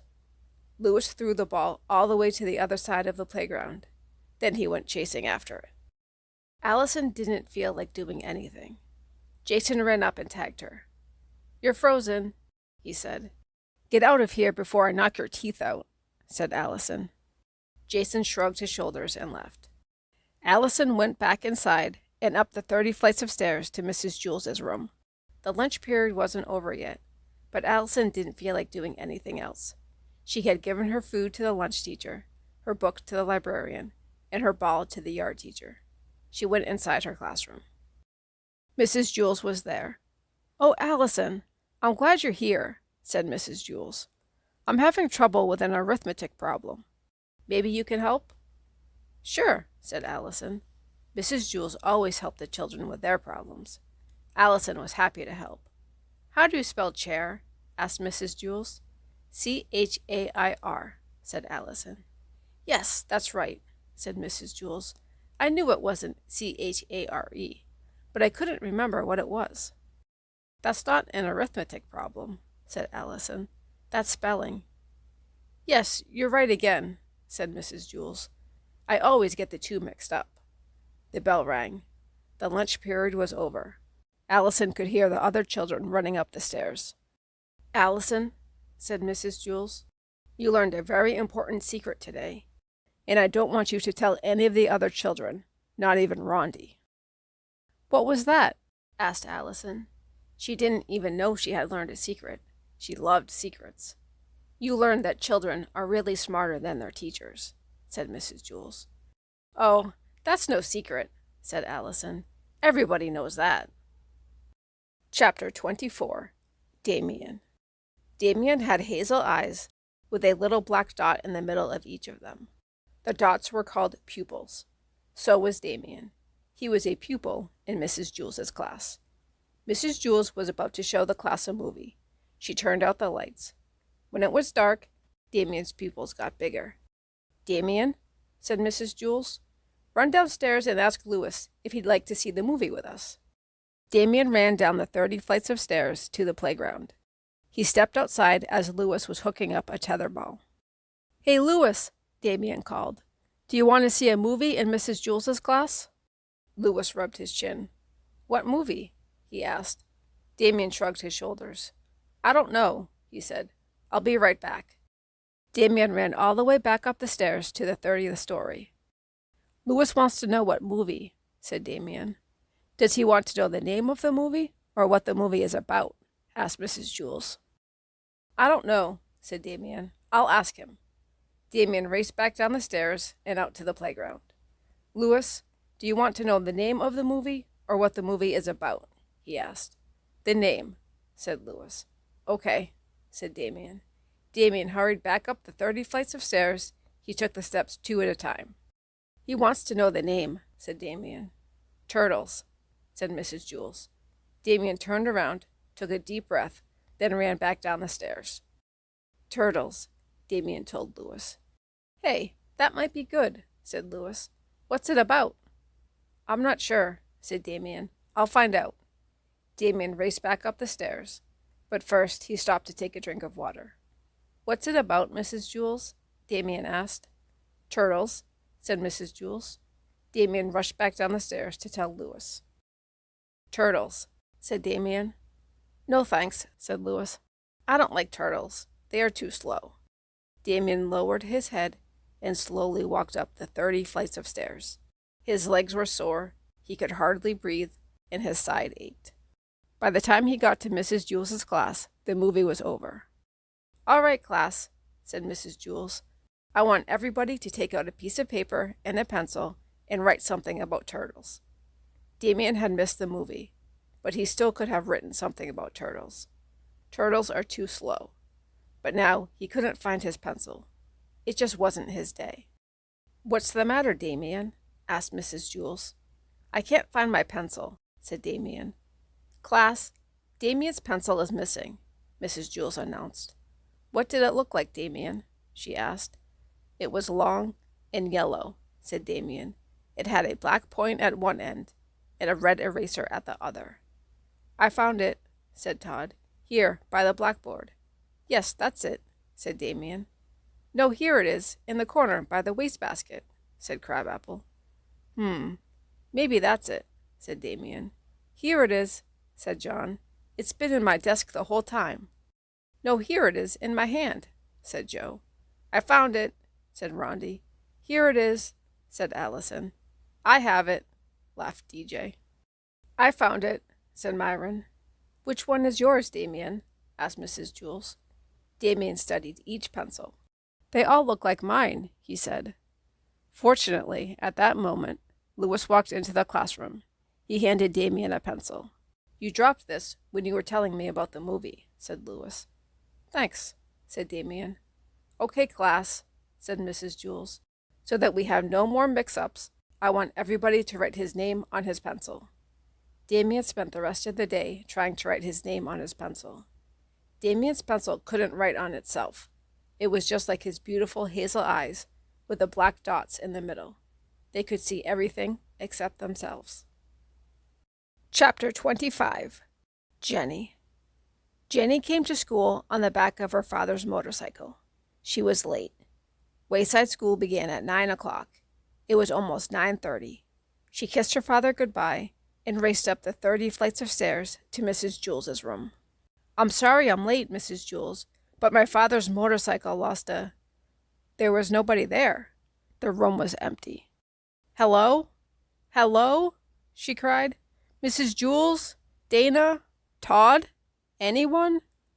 There was no one in the room. Maybe I'm early, Jenny thought. She looked up at the clock. It was exactly 9:30. Oh, I hope they didn't go on a field trip without me. She looked out the window. Nobody was there, not even Louis. Jenny didn't know what to do. She sat down at her desk. She watched the second hand go around on the clock. I might as well catch up on my spelling, she thought. She opened her desk and took out her speller. M-U-D spells mud. Where is everybody? B-L-O-O-D spells blood. I hope nothing happened to them. B-L-A-C-K spells black. Jenny heard footsteps coming down the hall. She began to work very fast. H-A-C-K spells hack. S-M-A-C-K spells smack. Someone opened the door. Jenny turned around. Ah! She gasped. He was a man Jenny had never seen before. He had a black mustache and a matching attaché case. Jenny jumped out of her seat. Get back in your seat, the man said. Jenny slowly sat down. The man walked over and sat down in Dana's seat, facing Jenny. He opened his attaché case and removed some papers. "What is your name?" he asked her. "Jenny," Jenny whispered. "Jenny?" The man repeated it as if he didn't believe her. "Well, it is actually Jennifer. Jenny for short," said Jenny. "I see," said the man. He took the speller from Jenny's desk. Jenny's name was written across the top. He put the speller in his attaché case. "What are you doing here, Jennifer?" he asked. "This is my classroom," said Jenny. "Are you sure?" the man asked. "Yes, I think so. I mean, where is the rest of your class?" the man asked. "I don't know," said Jenny. "Maybe they went on a field trip?" "No," said the man. "They didn't go on a field trip." "Well, I don't know where they are," Jenny cried. "I was half an hour late today, and when I got here, everybody was gone. Really? Did something happen to them?" The man didn't answer her. He wrote something on a piece of paper. "Tell me something, Jennifer. When you came to school today and saw that nobody was here, weren't you somewhat puzzled?" Yes, said Jenny. "What happened to them?" "If you were really so concerned and so puzzled," said the man, "why did you work on spelling?" "I don't know," said Jenny. "It would seem to me," the man said, "that if a child came to school and nobody was there, she might play games, or walk around, or go home, but certainly not work on spelling." Jenny started to cry. "I didn't know what to do. I was late, and I had to ride on a motorcycle, and nobody was here, and now you're asking me all kinds of questions, and I'm afraid of what has happened to Dana and Mrs. Jewls and Rondi and Allison." The man didn't understand a word she said. Jenny heard more footsteps. The man got up and opened the door. 2 more men came in. One had a black mustache, like the first man. The other man was bald. Jenny was frightened by them. "Does she know?" asked the newcomer with the mustache. "She claims she knows nothing," the first man answered. "She says she was late today, and when she got here, everybody was gone." "Do you believe her?" asked the man with a bald head. "I'm not sure. She was working on her speller when I walked in." He reached into his attaché case and took out Jenny's speller. He handed it to the man with a bald head. The bald man read Jenny's name across the top of it. "Tell me, Jenny," he said, "why are you the only one here?" "I don't know," said Jenny. "Has this ever happened before?" he asked. "No, never," said Jenny. He gave Jenny her speller. "Put this inside your desk." Jenny put it away. "I'm satisfied," said the man with the bald head. "Okay, Jennifer," said the first man. "You may go now." Jenny got out of her seat. "Jenny?" the bald man called. Jenny turned slowly around. "Yes?" she whispered.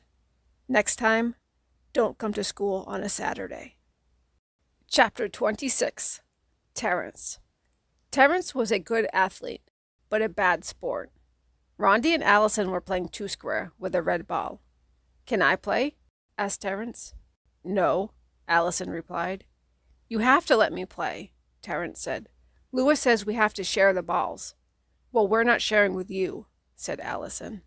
"Oh, let him play," said Rondi. "All right," said Allison. "We'll play 3-square. You better play right." "I will," said Terrence. Allison bounced the ball to Rondi. Rondi bounced it over to Terrence. Terrence caught it and kicked it over the fence. "You have to go get it," said Allison. "Shut up, Dixie Cup," Terrence answered. Rondi ran and told Lewis. DJ and Dameon were playing basketball. "Uh-oh, here comes Terrence," said Dameon. "Hey, let me play," said Terrence. "Get lost, Terrence," said Dameon. "You have to share the balls. Lewis says so," said Terrence. "Okay, but just throw it in the basket. Don't kick it," said Dameon. "I won't," said Terrence. First, Dameon took a shot. It bounced off the backboard and through the hoop. Next, DJ took a shot. He threw it underhand, way up in the air. It came down through the hoop without touching the rim. Then Terrence took a shot. He kicked it over the fence. You idiot, said Dameon. Take a train, peanut brain, Terrence answered. DJ went and told Lewis. Stephen, Calvin, Joe, John, and Leslie were playing Spud. Stephen was it. Everyone else had a number. Stephen had to throw the ball up in the air and call out a number. The person who had that number had to try to catch it. Can I play? Asked Terrence. No, said Calvin. You'll just kick the ball over the fence. No, said Joe. No way, said John. No, said Leslie. Sure, said Stephen. Newcomers are it. He gave the ball to Terrence. Just throw the ball up in the air and call out a number between 1 and 5. Okay, said Terrence. The children formed a circle around Terrence. 1,000,000, yelled Terrence as he kicked the ball over the fence. What did you do that for? Asked Stephen.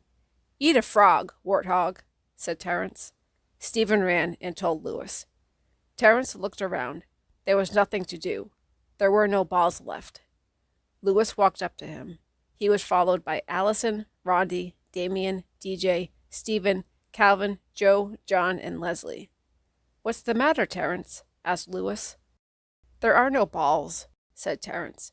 Do you have a green ball? No, said Lewis. All of my balls have mysteriously disappeared. Darn it, said Terrence. There is nothing left to kick. Nothing left to kick? Asked Lewis. Oh, I don't know about that. What do you think, Rondi? Is there anything left to kick? Rondi thought a minute. Then she smiled. She was missing her 2 front teeth. Yes, there is something left to kick, she said. Well, where is it? Asked Terrence. Let me check with Allison, said Lewis. Allison, is there anything left to kick? He winked at her. There sure is, said Allison. What? What? Asked Terrence. How about you, Dameon? Asked Lewis. Can you think of anything? Dameon nodded his head yes. Well, what is it? Asked Terrence. He couldn't wait. DJ, we got anything around here to kick? Asked Lewis. DJ smiled.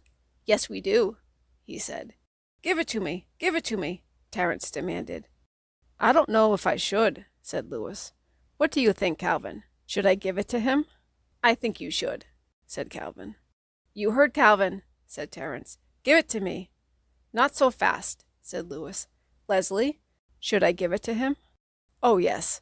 I think he deserves it, said Leslie. Give it to me, Terrence repeated. Do you also think he deserves it, Joe? Asked Lewis. Yes, I think so, said Joe. What about you, John? Asked Lewis. Definitely give it to him, John answered. Come on, said Terrence. Recess is almost over. We'll leave it up to Stephen, said Lewis. Whatever he says goes. Let him have it, said Stephen. You heard him, Lewis, said Terrence. Let me have it. Okay, said Lewis. He picked Terrence up and kicked him over the fence. Chapter 27. Joy. Joy had forgotten her lunch at home. It was lunchtime. She was hungry. She didn't have a meal ticket. If she had had a meal ticket, she could have had a lunch from Miss Mush, the lunch teacher. She'd have to be terribly hungry to eat a lunch made by Miss Mush. Even an empty brown paper sack would taste better. But that's how hungry Joy was. Dameon hadn't forgotten his lunch. He had brought a lovely turkey sandwich, a big piece of chocolate cake, and a crisp red apple. All he needed was a glass of milk. He could get that from Miss Mush. Miss Mush didn't know how to ruin milk. Dameon left his lunch on his desk and went to the end of the milk line. Joy didn't waste any time. She reached into Dameon's sack and took out the apple. But then she spotted the turkey sandwich. She put back the apple, took the sandwich, and noticed the chocolate cake. She put back the sandwich and took out the cake. But then Joy had second thoughts. She put back the cake, then she grabbed Dameon's whole lunch. First she ate the sandwich. It was in a baggie. When she finished the sandwich, she placed the baggie on Jason's desk. Next she ate the chocolate cake. It was wrapped in wax paper. She put the wax paper on Allison's desk. She ate the apple last. She placed the apple core on Deedee's desk. Then she put the empty sack on Calvin's desk. Dameon returned with his glass of milk. Mrs. Jewls, my lunch is gone, he called. I wonder where it could be, said Mrs. Jewls. Calvin took it, said Joy. There's the empty sack on his desk. Good work, Joy, said Mrs. Jewls. Calvin, I'm ashamed of you. She wrote Calvin's name on the blackboard under the word discipline. Look, the baggie from Dameon's turkey sandwich is on Jason's desk, Joy called. Very good, Joy, said Mrs. Jewls. But how did you know that Dameon had a turkey sandwich? I'm just smart, said Joy. Mrs. Jewls wrote Jason's name on the blackboard under Calvin's. And there's the wax paper from the delicious chocolate cake on Allison's desk, Joy announced. Joy had chocolate all around her lips. Allison stood firm. She looked into Mrs. Jewls's eyes. I didn't eat his cake, she said. The evidence is there on your desk, said Mrs. Jewls. Joy spotted it. She wrote Allison's name under Jason's. Dameon's apple core is on Deedee's desk, said Joy. Very good, Joy, said Mrs. Jewls. She wrote Deedee's name under Allison's. Dameon, I think you ought to thank Joy, said Mrs. Jewls. She solved the mystery.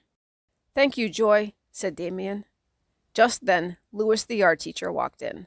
I have your lunch, Joy, he said. Your mother brought it. You left it at home. You mean you didn't have a lunch? Asked Mrs. Jewls. You must be very hungry. No, said Joy, not really. Since Dameon didn't get to eat, he can have it. Thanks a lot, said Dameon. You are the greatest. He ate Joy's lunch, an old bologna sandwich and a dried-up carrot. Joy, for being such a good detective and for being so generous with your lunch, you may help yourself to a Tootsie Roll Pop, said Mrs. Jewls. They are in the coffee can on top of my desk. Joy took one. Then, when Mrs. Jewls wasn't looking, she took another. Calvin, Jason, Allison, and Deedee had their names on the blackboard under the word discipline. But they were good the rest of the day, so at 2 o'clock Mrs. Jewls erased them. They forgot all about the whole thing. Dameon had a lousy lunch instead of a great lunch. But 5 minutes later, it didn't make any difference. He couldn't taste it anymore, and he was full. He went outside to play basketball and forgot about the whole thing. Joy had a great lunch and 2 Tootsie Roll Pops, but 5 minutes later, it didn't make any difference. She couldn't taste it anymore, and she was full. And at dinner time, she was hungry just the same. But a horrible thing happened. Joy couldn't forget about filching Dameon's lunch. And for the rest of the year, every turkey sandwich, piece of chocolate cake, apple, and Tootsie Roll Pop tasted like Miss Mush's porridge. Chapter 28. Nancy. Nancy had big hands and big feet. He didn't like his name. He thought it was a girl's name. None of the other children in Mrs. Jewls's class thought that Nancy's name was odd. They didn't think of it as a girl's name or a boy's name. Nancy was just the name of the quiet kid with the big hands and feet who sat over there in the corner next to John. Nancy was very quiet and shy. He was ashamed of his name. He had only one friend, a girl who went to class on the 23rd story of Wayside School. They were friends for a good reason. He didn't know her name, and she didn't know his. They just called each other, "Hey you," or just plain, "you." Nancy was afraid to ask his friend what her name was, because then he might have to tell her his name. But he never could figure out why she never asked. But he was happy just to leave well enough alone. One morning, Nancy and his friend were late. When they got to the 23rd story, his friend's teacher was waiting outside. "Hurry up, you're late, Mac," said the teacher. Nancy's friend turned red. She didn't move. "Come on, Mac, shake a leg. Get the lead out," said the teacher. "Your name is Mac?" said Nancy. Mac was very pretty. She had red hair and freckles. She covered her face and ran into the room. "My name is Nancy," Nancy called after her. Mac stepped back outside. "I was ashamed to tell you my name," she said. "Me too," said Nancy. Nancy is a girl's name. "Oh, I think it's cute," said Mac. "I like the name Mac," said Nancy. "Mac is a boy's name," said Mac. "My mother has a rich aunt named Nancy," said Nancy. "That's why she gave me the name." "My mother once had a dog named Mac," said Mac. "Hey, do you want to trade?" Nancy asked. "Can we?" asked Mac. I don't see why not, said Nancy. Okay, said Mac. They both spun around 100 times in opposite directions until they were so dizzy that they fell over. When they stood up, Mac was Nancy, and Nancy was Mac. They said goodbye. Then Mac raced up to Mrs. Jewls' room. He was no longer shy. Hi, everybody. My name's Mac, he announced. I traded names. He held out his big hand. Todd jumped up and shook it. Hi, Mac, he said. Glad to meet you. How you doing, Mac? Said Ron. Howdy, Mac, said Terrence. Nice to see you, Mac, said Bebe. You traded names? Asked Jason. Jason didn't like his name either. That's right, Jason, old boy, said Mac. Is that allowed? Asked Jason. Why not? Said Mac. Hey, anybody want to trade? Jason called. I'll trade with you, said Terrence. He didn't like his name either. Wait, I'll trade with you, Terrence, said Maurecia. Maurecia didn't like her name. No, he's trading with me, said Jason. I'll trade with you, Maurecia, said Dameon. No thanks, said Maurecia. I'll trade with you, Dameon, said Mrs. Jewls. No, I want to be Mrs. Jewls, said Stephen. It turned out that nobody in Mrs. Jewls' class liked his name. The children all spun around in different directions until they got so dizzy that they fell over. And when they stood up, nobody knew who anybody was. What are we going to do, Mrs. Jewls? Asked Leslie, who was really Eric Bacon. My name is not Mrs. Jewls, it's Maurecia, answered Terrence, who was really Jason. It is not, I'm Maurecia, said Deedee, who was really Joe. You're both wrong, said Maurecia. I'm Mrs. Jewls. This went on for an hour. At last, they figured out who the real Rondi was. She was missing her 2 front teeth. After they figured out Rondi, they were able to get Allison pretty easily. And then from there, they got DJ, Dameon, and Mrs. Jewls. She was the oldest one. Eventually, they figured out who everybody really was. They had some difficulty deciding which Eric was which. And actually, they are still not absolutely sure. Everybody just decided to keep his own name. The children didn't like them, but it made things much easier. Mac and Nancy kept their new names, but when they were together, they still called each other, Hey You, or just plain, You. Chapter 29. Stephen. Stephen had green hair. He had purple ears and a blue face. He wore his sister's pink dancing shoes and green leotards. The leotards matched his hair. He was all dressed up as a goblin for Mrs. Jewls' Halloween party. But unfortunately, it wasn't Halloween. Ha ha ha, you sure look stupid, said Jason. Jason was Stephen's best friend. So do you, said Stephen. Boy, are you dumb, said Jenny. Halloween is on Sunday. Today is only Friday. You're the one who's dumb, said Stephen. Ha ha, you'd probably come to school on Sunday. Mrs. Jewls said we'd have the party today. But none of the other children wore costumes, only Stephen. All right, class, said Mrs. Jewls. It is time for our Halloween party. See, said Stephen. Mrs. Jewls gave each child a cookie that looked like an orange witch with a black hat. She laughed when she saw Stephen and forgot to give him one. Stephen didn't ask for it. He was afraid that she'd laugh again. The children finished their cookies in less than 30 seconds. All right, class, said Mrs. Jewls. The party is over. We have a lot of work to do. Stephen felt like a fool. The party lasted less than a minute, and he had to spend the rest of the day wearing the stupid goblin suit. Look, Stephen's wearing his sister's leotards, laughed Dana. They're green, just like his hair, said Fatso. Everybody laughed. Mrs. Jewls began the arithmetic lesson. She wrote on the blackboard, 2 + 2 = 5. That's wrong, Joy shouted. Mrs. Jewls tried again. 2 + 2 = 3. That wasn't right either. She added 2 and 2 again and got 43. It was useless. No matter how hard she tried, she could not get 2 + 2 to = 4.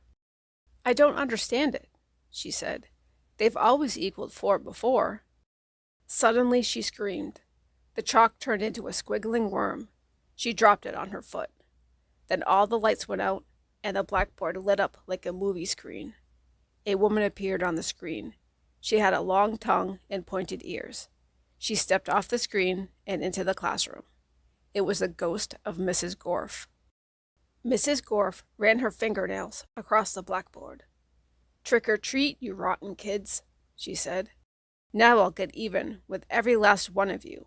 Where's Todd?" "Who is that?" asked Mrs. Jewls. "Mrs. Gorf," said Dameon. "Who's Mrs. Gorf?" asked Mrs. Jewls. "She was the meanest teacher we ever had," said Rondi. "What happened to her?" asked Mrs. Jewls. "Louis ate her," said Jason. "Well, I'm not going to allow this," said Mrs. Jewls. "Get out of my classroom," she demanded. "It's Halloween, sweet teacher," said Mrs. Gorf. "Ghosts can go anywhere they like. I've come for a little class reunion." "But it isn't Halloween," said Mrs. Jewls. "Halloween is still 2 days away." "I know," said Mrs. Gorf, "but Halloween falls on a Sunday this year, so we are celebrating it on the Friday before." Stephen leaped from his seat. "See, I was right," he said. "Today is the day we celebrate it, the Friday before. Mrs. Gorf proved it." He ran up to Mrs. Gorf. "They all laughed at me. It made me feel stupid, because I was the only one who got dressed up. But they were the ones who were wrong. You and I are right." He put his arms around Mrs. Gorf and hugged her. Mrs. Gorf gasped and disappeared. The lights came back on. Mrs. Jewls picked up the piece of chalk from the floor. She wrote on the blackboard, 2 + 2 = 4. "That's good," she said. "When 2 + 2 doesn't equal 4, anything can happen." All the children who had laughed at Stephen now called him a hero, but they told him to change out of his stupid costume. So at lunch, Stephen went home, washed up, and changed. He came back wearing blue jeans and a polo shirt. Of course, his hair was still green. It always was. Chapter 30. Louis. Louis had a red face and a mustache of many colors. He was the yard teacher at Wayside School. It was his job to see that the children didn't have too much fun during lunch and recess. And if you haven't already guessed, he is the one who wrote this book. On June 10th, there was a blizzard. Louis was afraid that the children would have too much fun, so nobody was allowed outside. "Class," said Mrs. Jewls, "after you finish your lunch today, come back up to the classroom. You are not allowed outside." The children all went to the lunchroom. Miss Mush had made tuna surprise. They looked at it, then hurried back up the stairs. There was nothing to do. "Now, class," said Mrs. Jewls, "I know that you are all bored, but I have a special surprise for you." "I hope it's better than the tuna surprise," said Maurecia. Mrs. Jewls continued, "Louis is going to come up and entertain us. He will tell us a story. Now I want you all to be on your best behavior." When Louis walked in, all the children booed. "Are you going to tell us a story?" asked Bebe. "Yes," said Louis. "Well, it better be good," Bebe warned. "It better be better than the tuna surprise," said Butterfingers. "I thought the tuna surprise was good," said Louis. "You'd eat dirt if they put enough ketchup on it," said Mac. "Hey, everybody, be quiet," said Todd. "Let him tell the story." "Not too loud, Louis," said Sharie. "I'm trying to get some sleep." Louis sat in the middle of the room, and all the children gathered around. Louis began his story. "This is a story about a school, very much like this one. But before we get started, there is something you ought to know, so that you don't get confused. In this school, every classroom is on the same story." "Which one, the 18th?" asked Jenny. "No," said Louis. "They are all on the ground. The school is only 1 story high." "Not much of a school," laughed Dameon. Louis continued, "Now you might think the children there are strange and silly. That is probably true. However, when I told them stories about you, they thought that you were strange and silly." "Us?" the children answered. "How are we strange?" "I'm normal," said Stephen. "Aren't I?" "As normal as I am," Joe assured him. "The children at that school must be crazy," said Leslie. "Real Lulus," Maurecia agreed. "Tell us about them, Louis," Bebe demanded. "For one thing," Louis said, None of these children have ever been turned into an apple. That's silly, said Deedee. Everybody's been turned into an apple. It's part of growing up, Lewis continued. Dead rats don't walk into classrooms wearing raincoats. What do they wear, tuxedos? Asked Todd. And girls never try to sell their toes, Lewis added. Well, no wonder, said Leslie, at today's prices. Lewis continued. They don't trade names or read upside down. They can't turn mosquito bites into numbers. They don't count the hairs on their heads. The walls don't laugh. And 2 + 2 always equals 4. How horrible, said Dameon. That's not the worst of it, said Lewis. They have never tasted Maurecia flavored ice cream. A hush fell over the classroom. Mrs. Jewls, I'm scared, said Allison. Is there really a school like that? Of course not, said Mrs. Jewls.